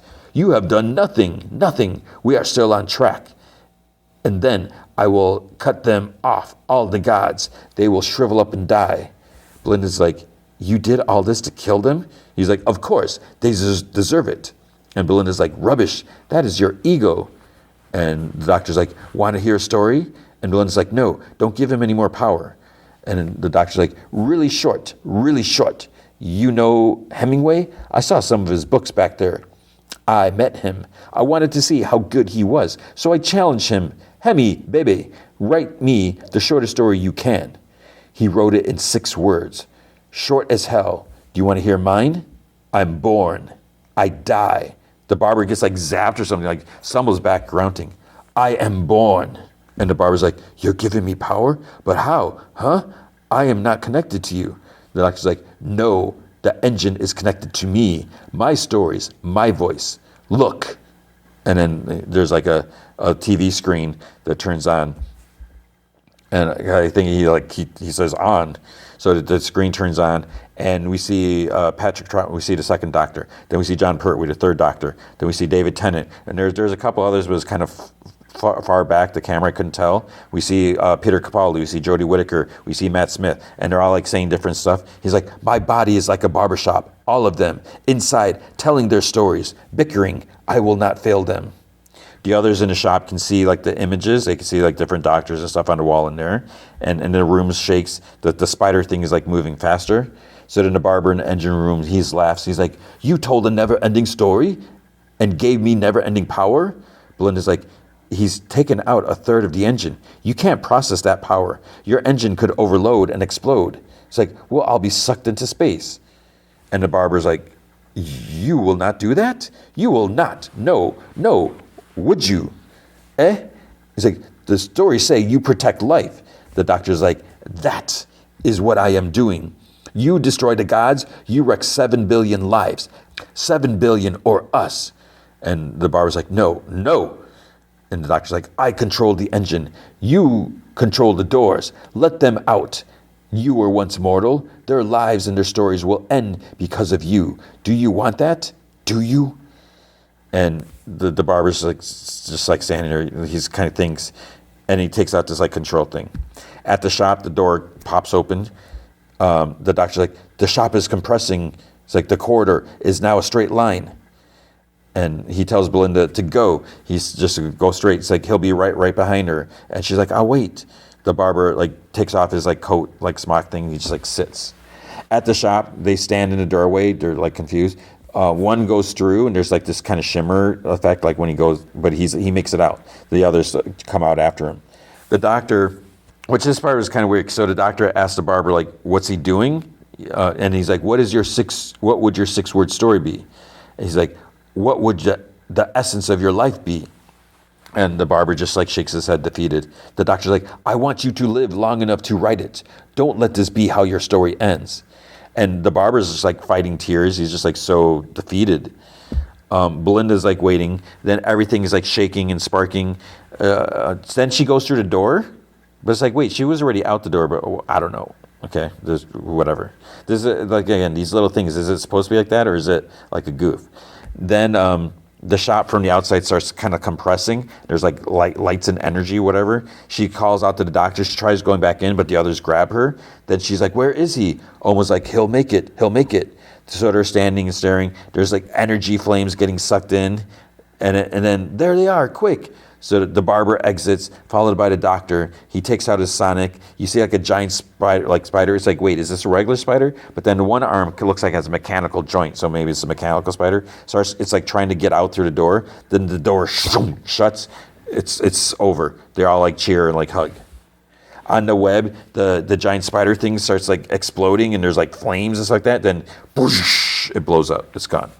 Tunde thanks the doctor for keeping his promise. Then he turns to Abby. He's like, the doctor, he rescued us, but you kept us alive. And then they sort of bow down, but it's almost like they get like this push-up position, like all the way flat, like really close to the ground. And she's like, rise. She's like, and little brother, run like the wind, because he was in that running thing. So the three dudes run off to their loved ones or whatever. The doctor goes over to the barber, who's just like sitting against the wall. He's like, all I wanted was to be credited for my work. I've spent my entire existence serving the gods. What will I do now? The doctor's like, what you do best. Keep collecting stories. Start your own barbershop. And the barber's like, no need. I'm retiring.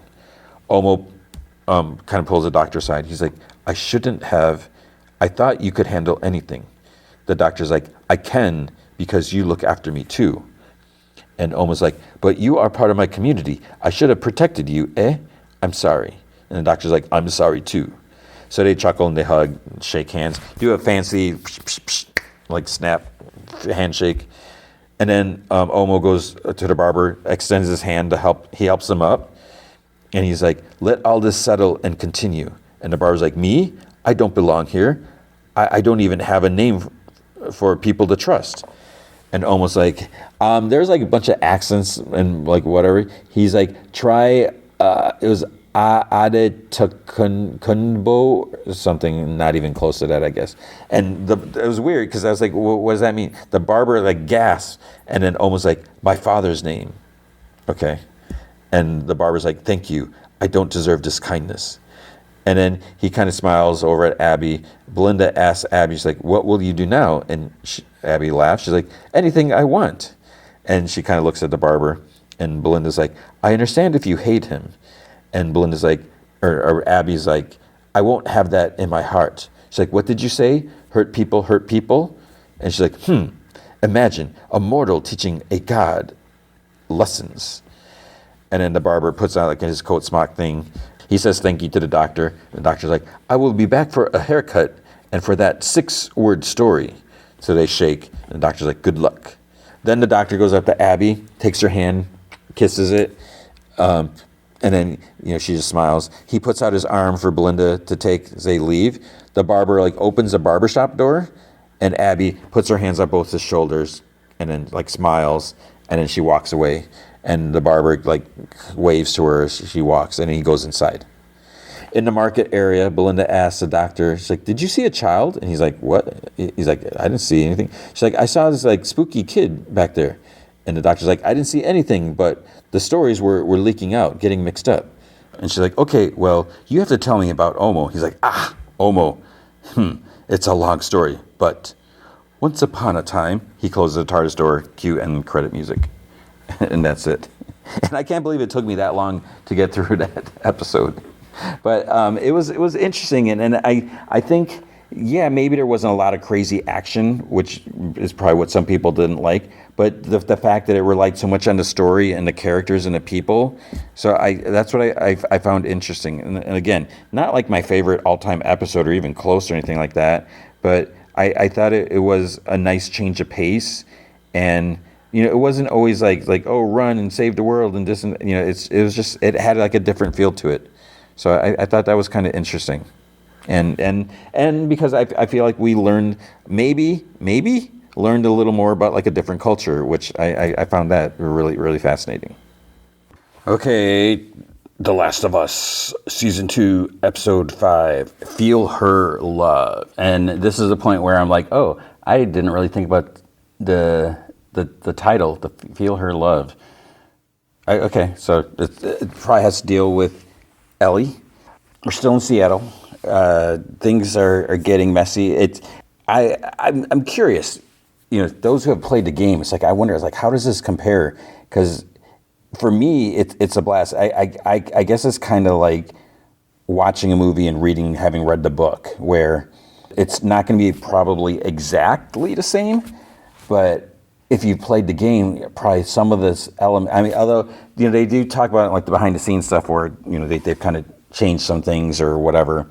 But I'm just kind of like, I'm very impressed with this show, just with everything that they go, just the whole world building, like seeing Seattle like completely overgrown and everything like that, and then seeing the infected and all the spores, and it's just a lot of cool things, just details, the costumes and just all the different actors and the locations, and so it feels like so massive.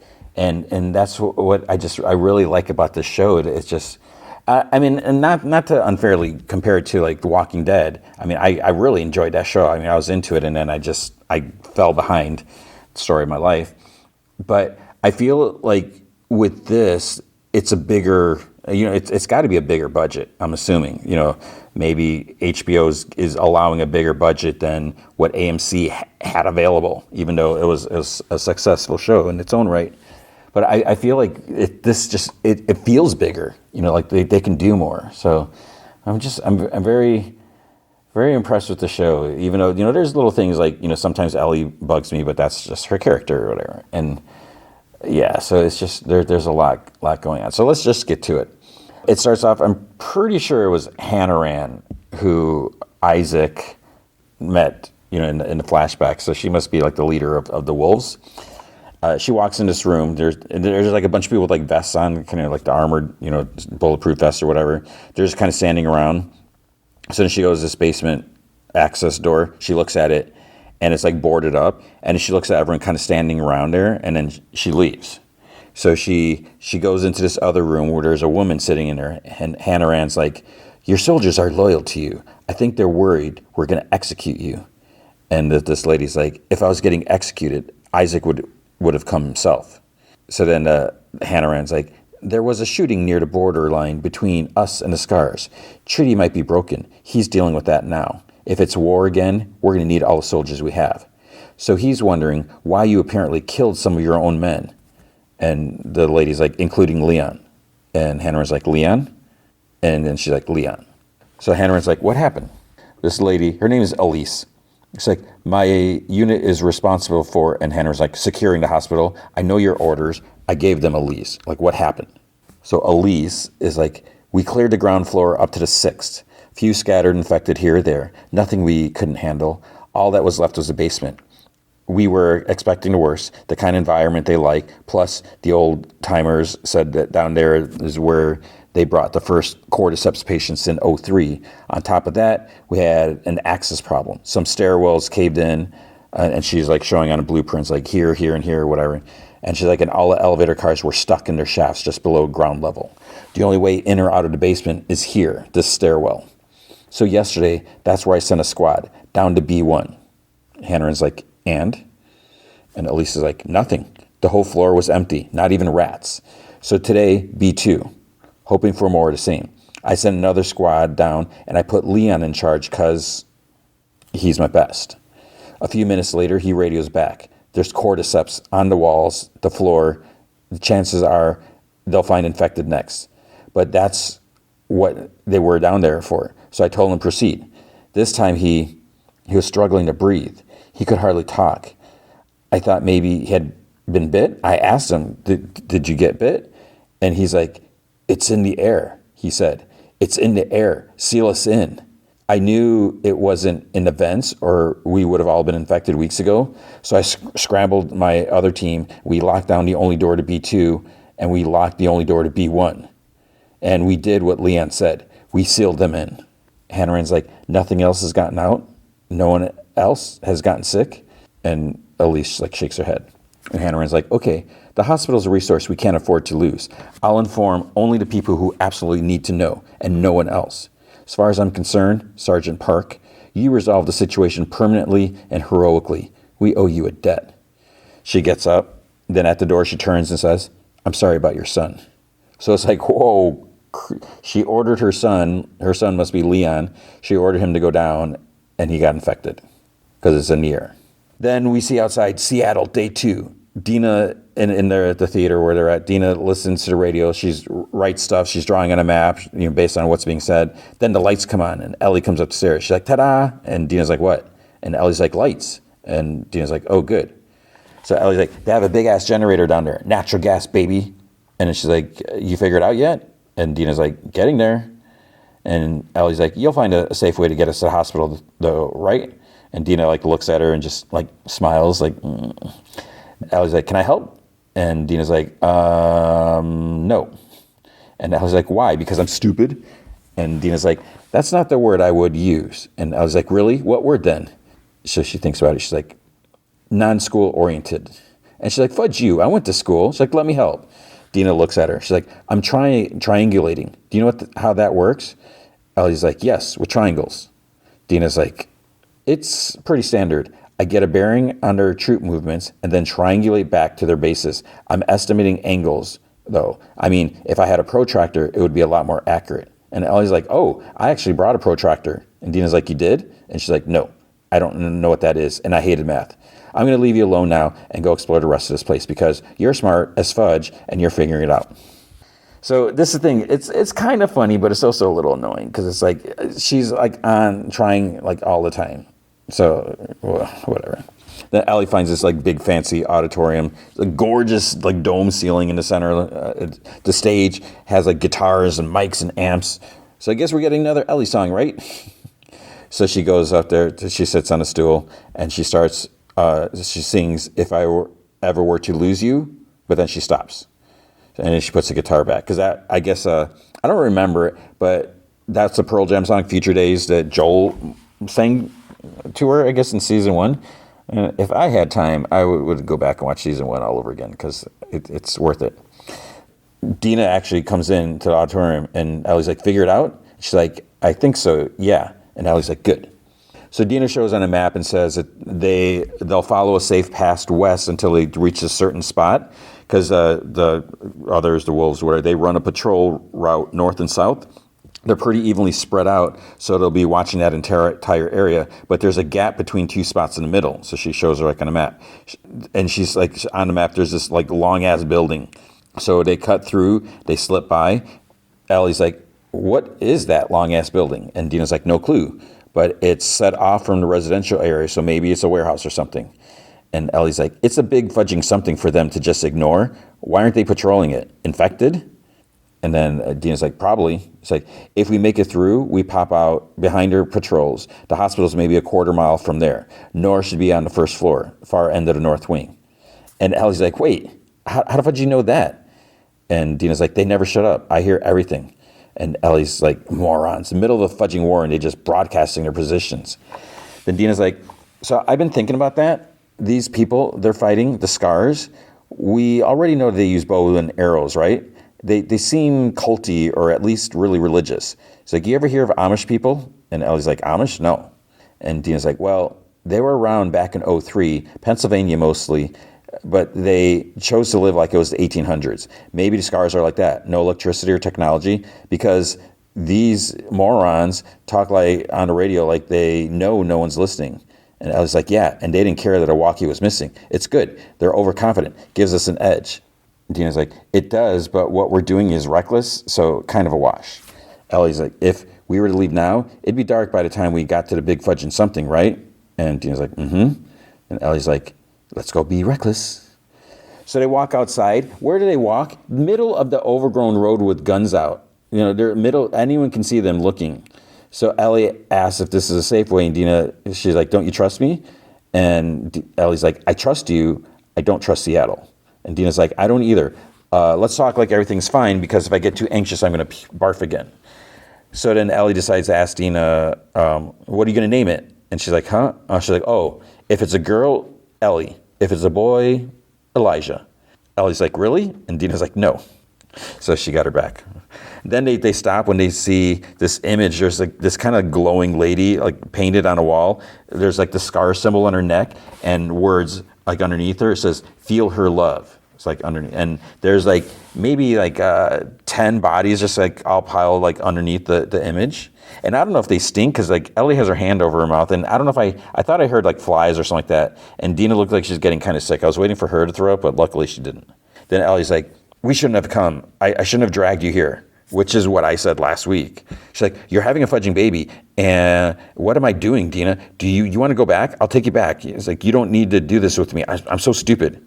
Dina looks around and then she moves forward. She's like, you never asked me about the first person I killed. And I was like, okay, who? So Dina's like, when I was little, we lived in a cabin in a forest north of Santa Fe.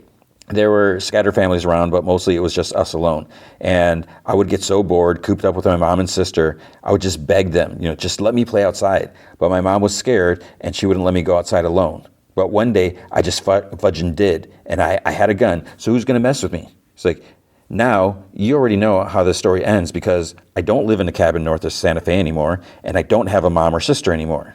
But since everyone's past is fudged and we've all heard everyone's fudge stories, how do you think this one goes? Ellie's like, I don't know, Raiders? And Dina's like, just one. And then? Ellie's like, you got home, they were dead, he was gone.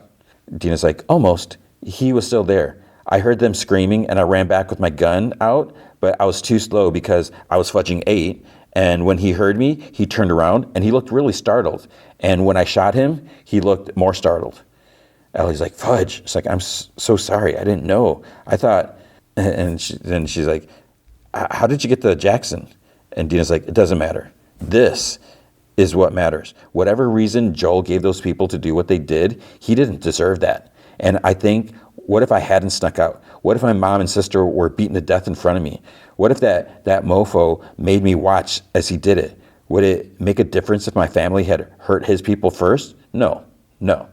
And if I hadn't killed him, if he had gotten away, I promise you, I would have hunted him down forever. So Ellie kind of like holds Dina's face for a moment. And Dina's like, I'll go back if you want, and I'll keep going if you want. There's no right answer. If I die, it's on me. It won't be your fault. So, what do you want to do? And Ellie thinks, and she's like, keep going. So Dina turns, keeps walking. Then it's night. They're like hiding and waiting.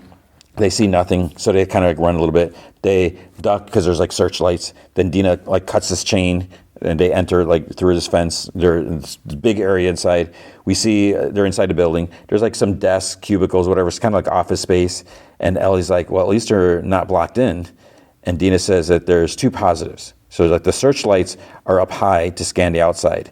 So Dina says that means that there'll be no line of sight to the inside. Ellie's like, well, what's the other positive? And then she shines a light on the door. She's like, that door is open and nothing's come out to kill us. So I'm going to take a peek. And Ellie's like, yeah, you should do that because you're the one who can't get infected. And Dina looks at her. She's like, kind of like okay, yeah, you're right. And she just like sits back. So Ellie goes to the door, says it looks haunted but empty. And Dina's like, oh, just like us. And then she's like, I'm not saying there won't be infected somewhere in there. In fact, there's no fudging way this entire place is empty. But simple logic, it's not going to be a horde, right?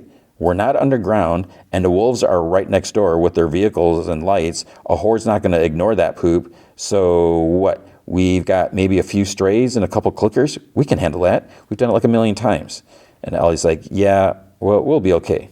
And Dina's like, but shooting has to be the last resort, okay? if the wolves hear gunfire, then we'll have a whole army up our butt. And Ellie's like, fine. And she's like, Ellie? And she's like, what? Dina's like, if it gets bad and we have to make a choice between shooting or running, we run. And Ellie's like, last resort, I got it. And there's a pause. She's like, oh, you think that no matter what happens, I'm just going to start firing? And Dina's like, literally every single time, yes. And she's like, don't get angry. You're a little crazy, and that's exciting. That's one of the reasons I love you, but I do want to make it out of here. And she's like, you let me? And then Dina tells her, she's like, tell me the plan. And Ellie's like, knives or run. So then they head to the door. They enter just a long, like, dark hallway. Ellie's like, so far, so good. And Dina's like, wait. And Ellie's like, do you hear something? And she like listens. I kept hearing, thought I was hearing something. And there's like some banging or some. And she's like, no. So they continue. Dina's still kind of looking around. She's totally on alert. Then they get to this other big room. Lots of windows, so they kind of have to duck because of the spotlights outside. Then there's like a bunch of like tall canisters of something. So Ellie points something out. There's like half a body on the floor. Then they hear something, so they shine their light. They kind of peek over. And it's like, wait, was there someone or something up high on something? But when the light shined on it, it like ducked back. And Dina's like, what the fudge is that? And Ellie's like, I think it's a smart one, like the one that stalked me at the supermarket. And Dina's like, okay, but you killed that one, so we can kill this one too, right? And Ellie's like, yes, I killed it, not before it got me.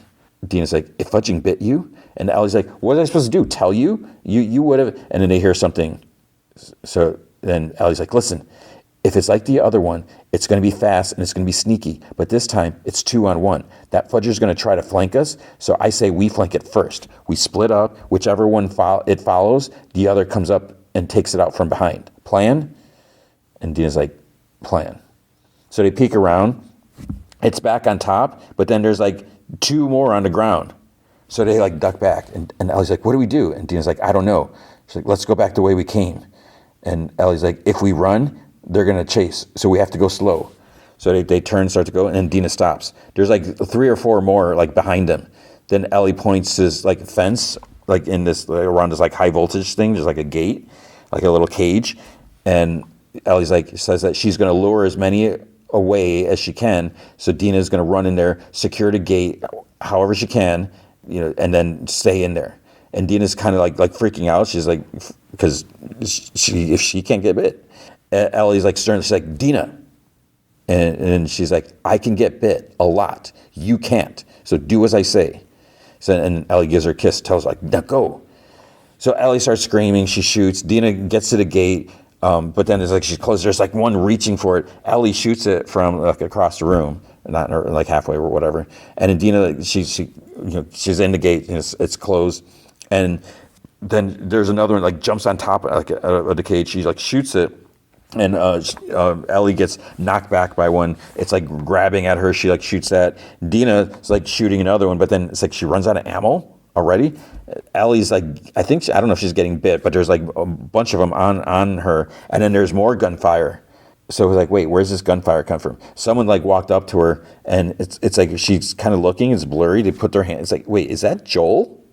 She like looks. It's Jesse.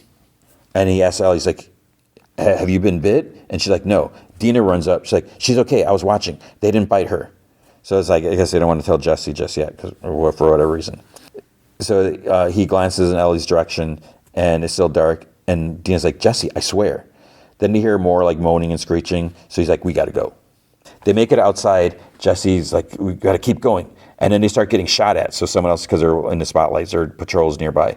So he like directs them, he's like this way. He's like shoots back, blindly, whatever. They run through a gate. They move between like buildings, his car. Jesse's like, we can lose them in the park.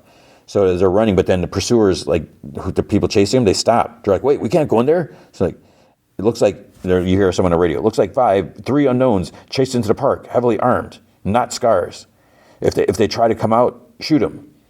And Jesse comments, he's like, they're not coming into the park? And Ellie's like, you got to be kidding me. And Dina's like, great, more infected. Jesse's like, maybe, but we can't go back that way. It's like, come on. As they move along, Ellie's like, how did you find us? And he's like, the map you left in the theater. Impressive triangulation, by the way. And Ellie's like, thanks, that was all Dina. And he's like, trust me, I didn't think it was you. Then Ellie's like, how did you find the theater? And he like turns around, and he's like, do I look like I want to fudging talk to you right now?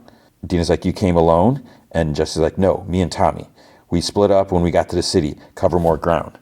Ellie's like, I can't believe they sent you after us. And he's like, they didn't. But you two were going to die out here, so we snuck out the next night, and it's a good thing we did. Ellie's like, you know what? We were doing pretty good up until, he's like, up until what? And Dina's like, until we weren't. And she's like, is Tommy okay? And he's like, hopefully, we're supposed to rendezvous in the morning. So Dina's like, so what now? And he's like, find a way out, get back to the theater, shelter for the night, meet up with Tommy, and we all go home. And Ellie's like, no. And Dina's like, Ellie? But then they hear some whistling, and Dina's like, what the fudge is that? And a little ways off, there's someone with like a big torch. But then Bennett's like, wait, there's more than one. But it's like hard to see what's going on because the screen is so friggin' dark. And there's like several people. And then you hear someone like begging for their lives. He's like, I'll join you. And someone's like, too late, wolf. And he's like, no. He's like, wait, I know things. And it's like they put a noose around him, like they're gonna hang him. So he's like, I know what Isaac is planning. He's like, I can help you. The leader, whoever's in charge of this squad of scars, it's scars. I don't know if I said that. He's like, we have no need for your words. And he quotes, for the corrupted soul knows only lies. So taught the prophet. And all the others like, may she guide us. So the wolf is like kind of like, he's got the noose around his neck. The one guy's like holding a rope. And the wolf, he's like on his tippy toes on a bucket with the noose around his neck. So the leader, then he has a sickle, like a blade. And he kind of runs it, like he cuts the guy's shirt, like, psh, psh, like he slices the buttons off. And the wolf's like, no. And the leader's like, he is nested in sin. And the other's like, free him, that he may know her love. Ellie, Dina, and Jesse, they're all like watching in horror, like what the heck is going on? So then he digs the sickle in, he like jabs him, and then the scar like at the rope like pulls the wolf up, so he's like hanging, and then as he goes up, the sickle like slices down his front, intestine and bloods like pour out. She like, close up at Ellie's face, she's like shocked, and the dude's like, now he is free. Then there's like some whistling, and then Dina gets hit. She gets shot in the leg by an arrow. It's like, where the heck does the arrow come from? Is it just randomly, she has a horrible luck where it just randomly landed on her leg? Or did they see her and aim for her? I'm not really sure. So she's shot, and she's like, Ellie tells Jesse, get her out of there. She's like, I'll lead them away. So Ellie starts like she shoots while she's running. The leader dude's like, you won't get away, wolf. She sees you. She watches over us all. So Ellie like runs through the trees. There are more arrows being shot because they have like crossbows too, not just bow and arrows. So she ends up like tripping and she hits the ground, but then she stays low. She like looks up. She sees like a tree that she can kind of like hide in. It's kind of like split open a little. Then of course, all the scars with torches stop chasing. It's like, how do you know that she's not still running or crawling or something like that? And there's one lady, she stopped right by the tree and she doesn't bother looking in. There's like a big black hole, like whatever, this big huge tree. She doesn't even try looking in there. So they move on, and then Ellie like crawls out after they leave and she keeps moving. And then I think she sees like the park exit, and then she's like, so what is she gonna do? Because Jesse and Dina went a different way. So we see like some wolves sitting outside the park. They must be waiting, they're standing by spotlights. Like the one has a dog, and then the dog suddenly like perks up, starts barking, and like pulls on his leash. The dude radios that he's gonna go check it out. So there's like maybe some movement in the grass. So the dog sees something. It's like pulling, and Ellie must have climbed through. There's like I don't know if it's a drain pipe or a sewer structure, like some building. There's like a hole sort of in the wall, and the dog's like barking at the hole. So the dude radios like, it must be a critter or something. He's like, it's all clear. Then at the hospital, we see Nora, who is like the baldish wolf, who was also in Sabrina, the Chilling Tales of Sabrina, and she's been in other stuff too. So she was like the one holding Abby, holding Ellie when they were beating on Joel. So she's bandaging someone up, like someone in a hospital bed. Then she goes into the supply room. She pours something, I don't know if it's alcohol or something, like on the bloody rags, and she grabs something else, and then there's a voice, put that poop down, hands up, turn around. So she moves slowly. Ellie's standing there like in the shadows, like with a gun, and she's like, do you remember me? Yeah. you remember me. So Nora is like, what do you want? Ellie's like, where's Abby? And Nora's like, I don't know. Ellie's like, yes, you do. Then Ellie's like, you shoot me, the sound will send every soldier, come running.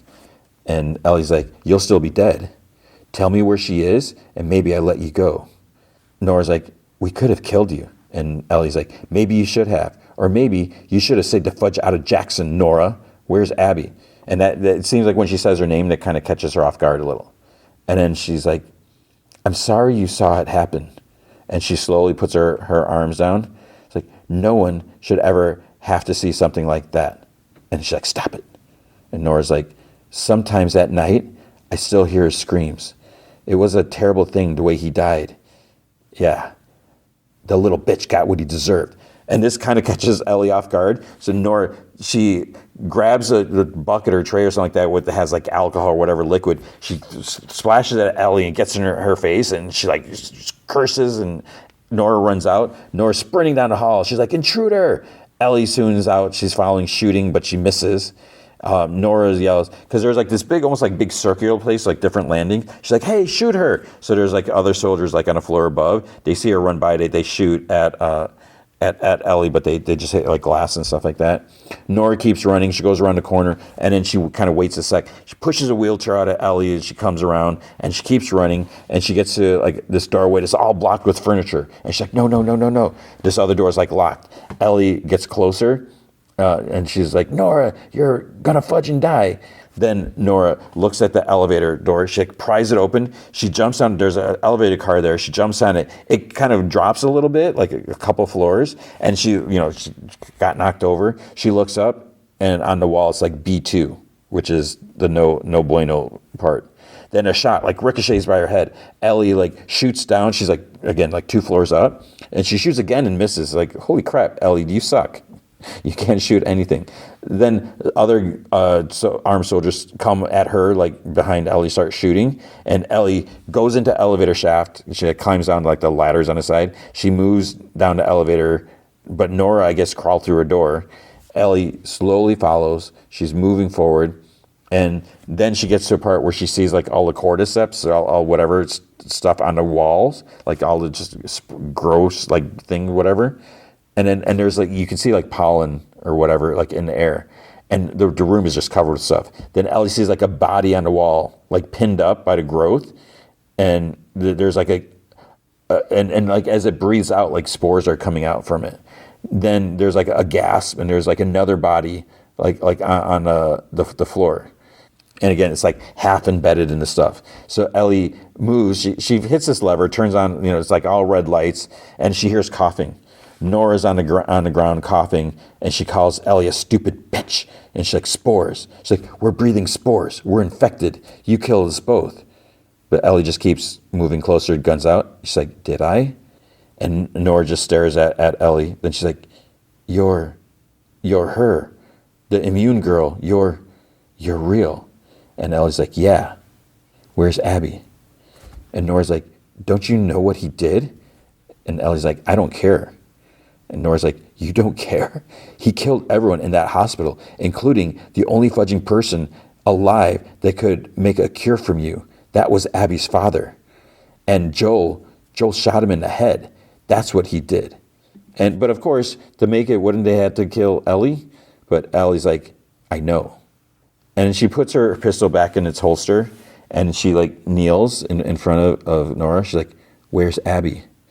Nora, like, she falls over on her side, and she coughs, and she's like, no. So Ellie, gets up, looks around, she picks up this like metal pipe. Nora's like watching her, and Ellie's like, where is she? And Nora's like, no. So Ellie slams the pipe down on her leg. Nora screams, where is she?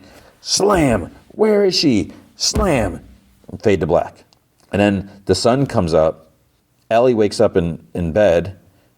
Joel is at the door. He's like, hey, kiddo. And then she's like, hi.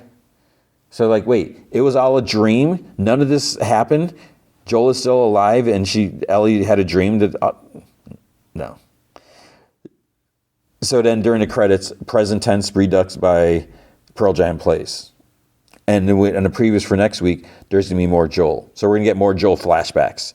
So we're going to find out what happened between them. Why was she so angry? What went down?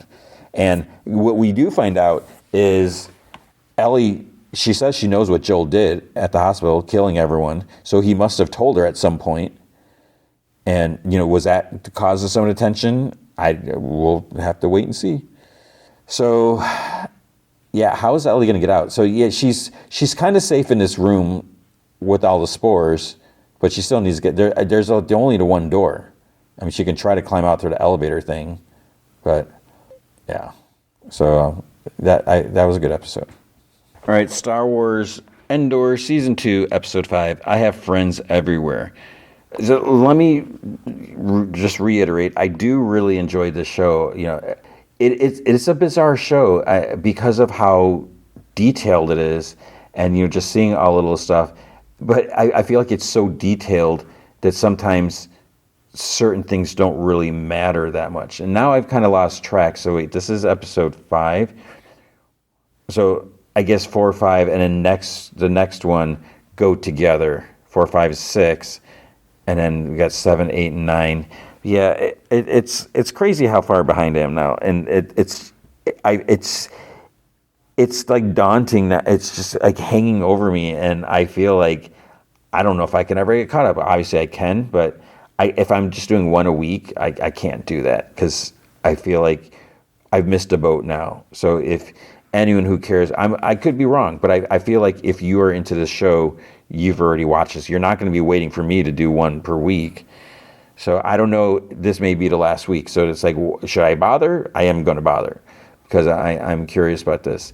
Now, the only thing this is how crazy things are. But the thing that kind of scares me is if I don't cover this next week, will I still watch the rest? And on the one hand, I could probably watch it faster because, I don't have to be glued and, everything. But on the other hand, it's like if I'm not watching it for the podcast, it's going to have to shift. It's going to be a lower priority.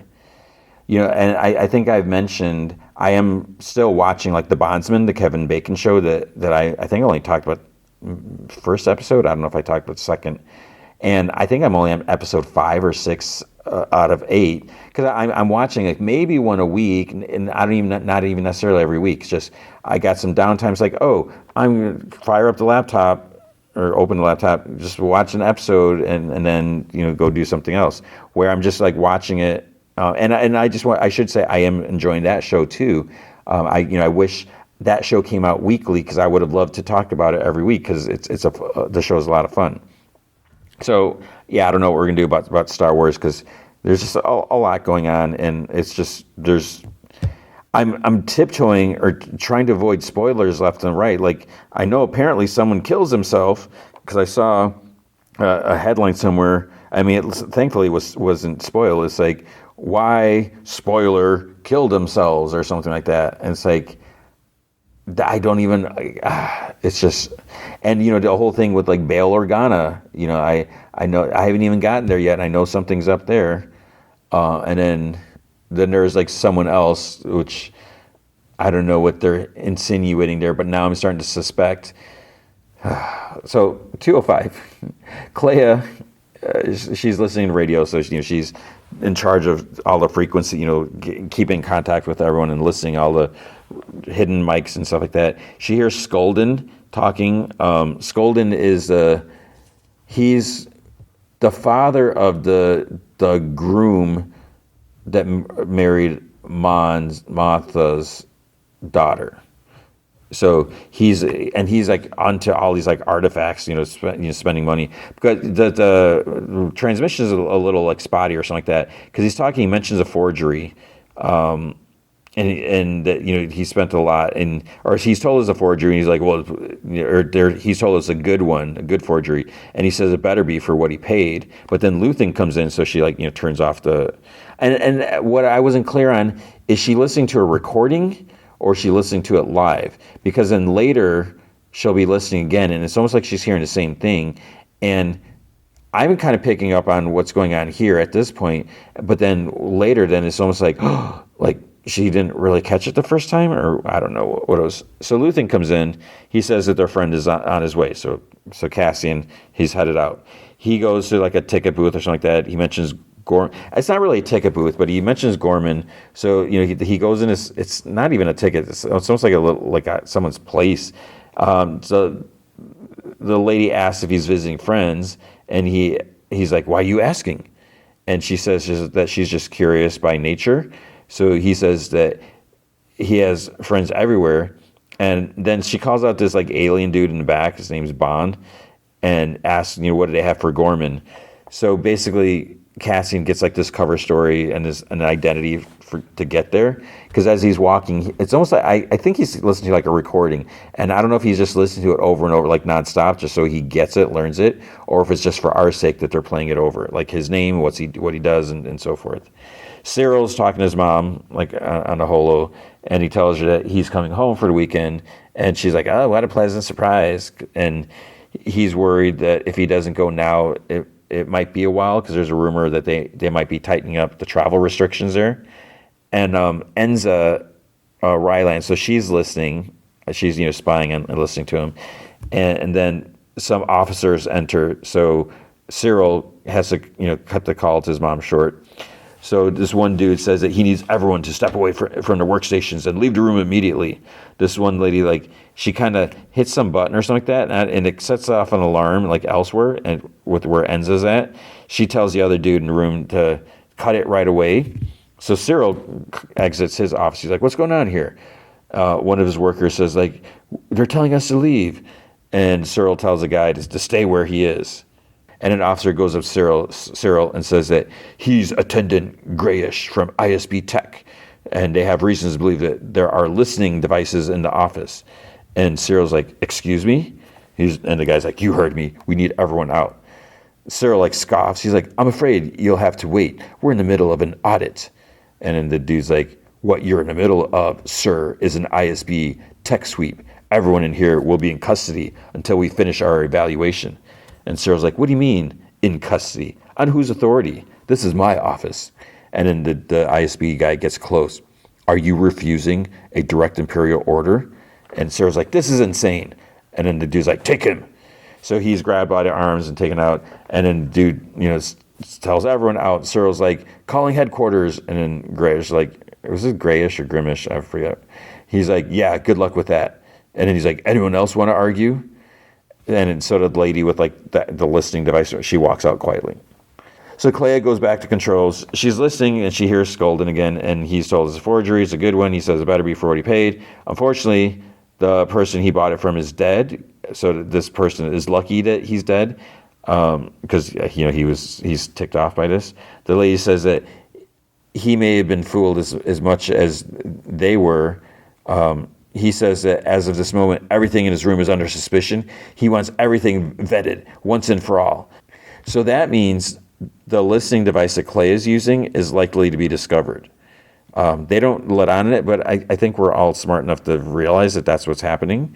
So Skolden says he wants everything inspected and recertified. And then she has to stop listening because a customer comes in. Cassian arrives in Gorman. He continues listening to, I guess, the recording of his identity and is just playing over and over again. Cyril returns to his office. He's a little dejected. He stops in the middle. Then he just talks to everyone there. "There was a listening device in my office. How long it's been there, or if it's even operational, are unknown. You will all now have the pleasure of thorough ISB interview. And there will be new security measures going forward. Because, of course, we're bugging our own office." He says that loudly. And he kicks some stuff and he walks into his office. So Enza gives some stuff to her dad. It's Cyril's prior record. So the info is from Morlana 1, and it wasn't easy to get. Caro looks at the data and asks, what was their friend Mr. Karn, Cyril, doing on Morlana 1? This other younger dude, I think his name is Dylan, he says that he was there for 5 years. He was a corporate cop, and Enza says to scroll down. The dude, Dylan, he's apparently his departure there was quite a scandal. And Enza said that he was fired.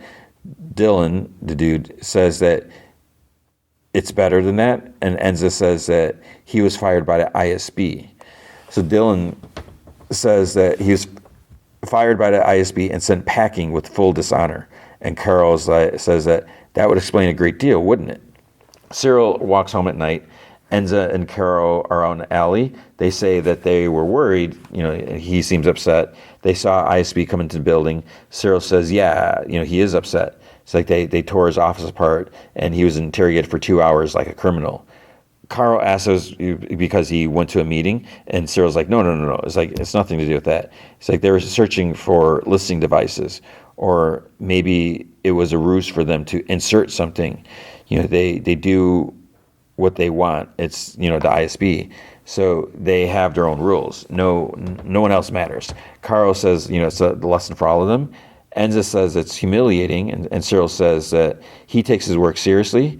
Carl says that they think the ISB is running a shadow government, and Cyril says, to be honest, nothing would surprise him at this point. He's like, and believe me, you don't know half of it. So then Carl, I think it's Carl's like, what if we could help the Empire by working together?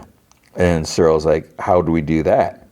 Carl's like, we need to know what's on those carriers. And Enza, she says, she's like, you know who we are, and you see what's happening here. We need to know what kind of facility it is before things get out of hand. And Cyril's like, I told you, I don't have plans. And Enza scoffs. Carl's like, we want to focus on deliveries. We need to know what's on those transports, Cyril. And he's like, it's construction material. Carol's like, and the rest of it? Cyril's like, not every transport has a bill of landing. And Carol's like, those are the ones we'd be interested in. On Coruscant, someone's buzzing at the door at Cassian and Bix's. Since she's alone, she slowly walks to the door with like a blaster out, and the person starts knocking.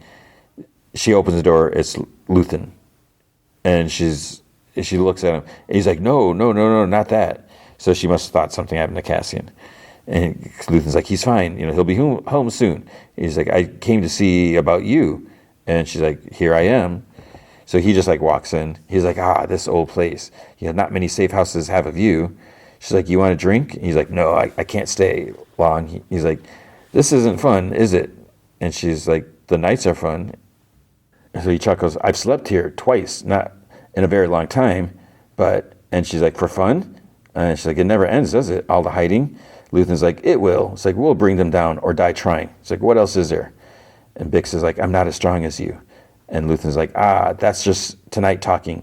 That's being stuck here in this box. I'll try to find someplace else for you to stay. It's like, I'll have a look. And Bix is like, I'm not loving Coruscant. And he's like, it's overwhelming. I know. Then he's like, you've been struggling. And he sees like the little drug thing that she has, like the little lipstick drug container. And Bix is like, is that what he told you? I'm better than he thinks? I am. And Luthen's like, all he does is sing your praises. He's like, we need you, Bix. We need you healthy. And she's like, you came here to offer me something. You wanted something, and you changed your mind. And he's like, not lost your eye, have you? He's like, it was just another weapon appraisal. He's like, I have alternatives. We'll find something more exciting. You should rest. You should be here when he gets back. And then she's like, give it, because he still has a container thing. So he kind of like sniffs it, and then he like sighs. And she's like, I use it for sleep. And Luthen's like, it works for a while, but the dreams come back worse than when you stop. So be careful. And she's like, you need me healthy. And he's like, yeah. So Willman is giving like a lesson, or one of the variations on a machine thing. He's telling the dude like what to do. He's like spinning this dial, adjusting the frequency or something like that. Because like if he does too fast, if you're not careful enough, stuff can go wrong. Then it starts like kind of sparking and smoke. Willman's like, and we're all dead. So he sighs, and he says that they're going to do Station 5. So the guy says that, he's like, I'm an idiot. He's like, I know what I was supposed to do to this one thing. And he's like, Saw thinks it's easy, but there are other factors and stuff. He doesn't want to bother Willman because, he's so calm. He's like, how did you learn this? And, who taught you? And Willman just like stares at him.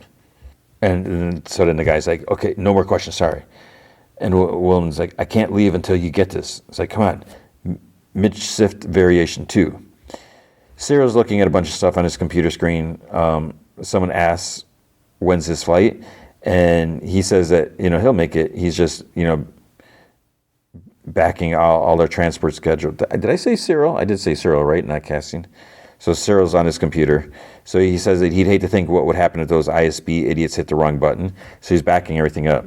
The lady says, like, oh, we can do that for you. And he tells her to just get the audit back on track, make sure to lock up tight. And he takes the data discs out of the machine. That's like, I guess they're recording the data on there. But then he puts one in his pockets. So he leaves. The toy spider vendor dude comes up to him again. Cyril says that his mom would want one. So the vendor says that they're safe because, no one's watching.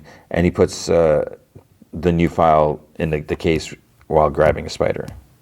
Clea then goes up to the lady, like looking at Santique in the shop, and says that, she was wondering if they should offer it up to Skolden as a gift for the exhibition. It's short notice, but if there was interest, they might find a time for an immediate installation. The lady's like, it's remarkable, but she's like, between us? She's like, I wouldn't do it. There's been some question about the provenance of a certain piece. And she's like, nothing to do with Luthen. But Skolden is in a rage about it. And they are taking everything out of there the day after the party for reappraisal. Which is weird because then Clea kind of looks shocked. But it's like, how could you not catch that before? I don't know. So, they're going to find the listing device if they, search everything. I thought that was why she wanted to offer a piece now, but I don't know. I'm confused. Dylan is looking at the files, Cyril's files, and he says that the files that Cyril gave him. He, it's like every transport, every item. He's like, it's all here. Then he sees something else. He's like, what is MSR? This other dude's like, military security required. It says that it means that the drivers need special clearance. This other dude says that there are a few people here. He tells Enza to go get her father, and she wants to break it down and get to the schedules first. Cassian arrives at a hotel. He's like changed. He has like sunglasses on, his long coat, and everything. He says his name is Varlin Sky, and he gets taken to his room. He looks out the window. He asks the bellhops, like, what's, about the monument. And the bellhop says some people don't think it's a good idea to commemorate a massacre in the center of town. And Cassian's like, is that you? The bellhop's like, do I mind? And Cassian's like, yeah. And the dude's like, no, it doesn't matter to me. And Cassian's like, well, I'm sure you have an opinion. The bellhop's like, I needn't be reminded. I was there. And Cassian's like, how old were you? The guy said he was 12. And then Cassian's like, Grand Moff Tarkin, right? And then the bellhop's like kind of quiet. Then he's like, will there be anything else, sir? And Cassian's like, oh, I'm sorry. I'm sorry. I didn't mean to make you uncomfortable. And, he gives him some coins. And the bellhop's like, we've been asked not to speak of it with guests. And Cassian's like, And he chuckles. He's like, I'm just a designer. I'm curious. It's like, I've been hearing about Gorman my whole life. So then the bellhop's like, it was Moff Tarkin. People wouldn't clear, and he wanted to land. It's like, and more of us kept coming. We thought that there were safety in numbers. Who would land a cruiser on a crowd? I was with my father, and he was killed saving me. And Cassian's like, sorry to hear that. And then the bellhop's like, haven't gone very far, have I? My wife thinks it's insane that we stay here. And then the bellhop's like, do let me know if there's anything else you might need.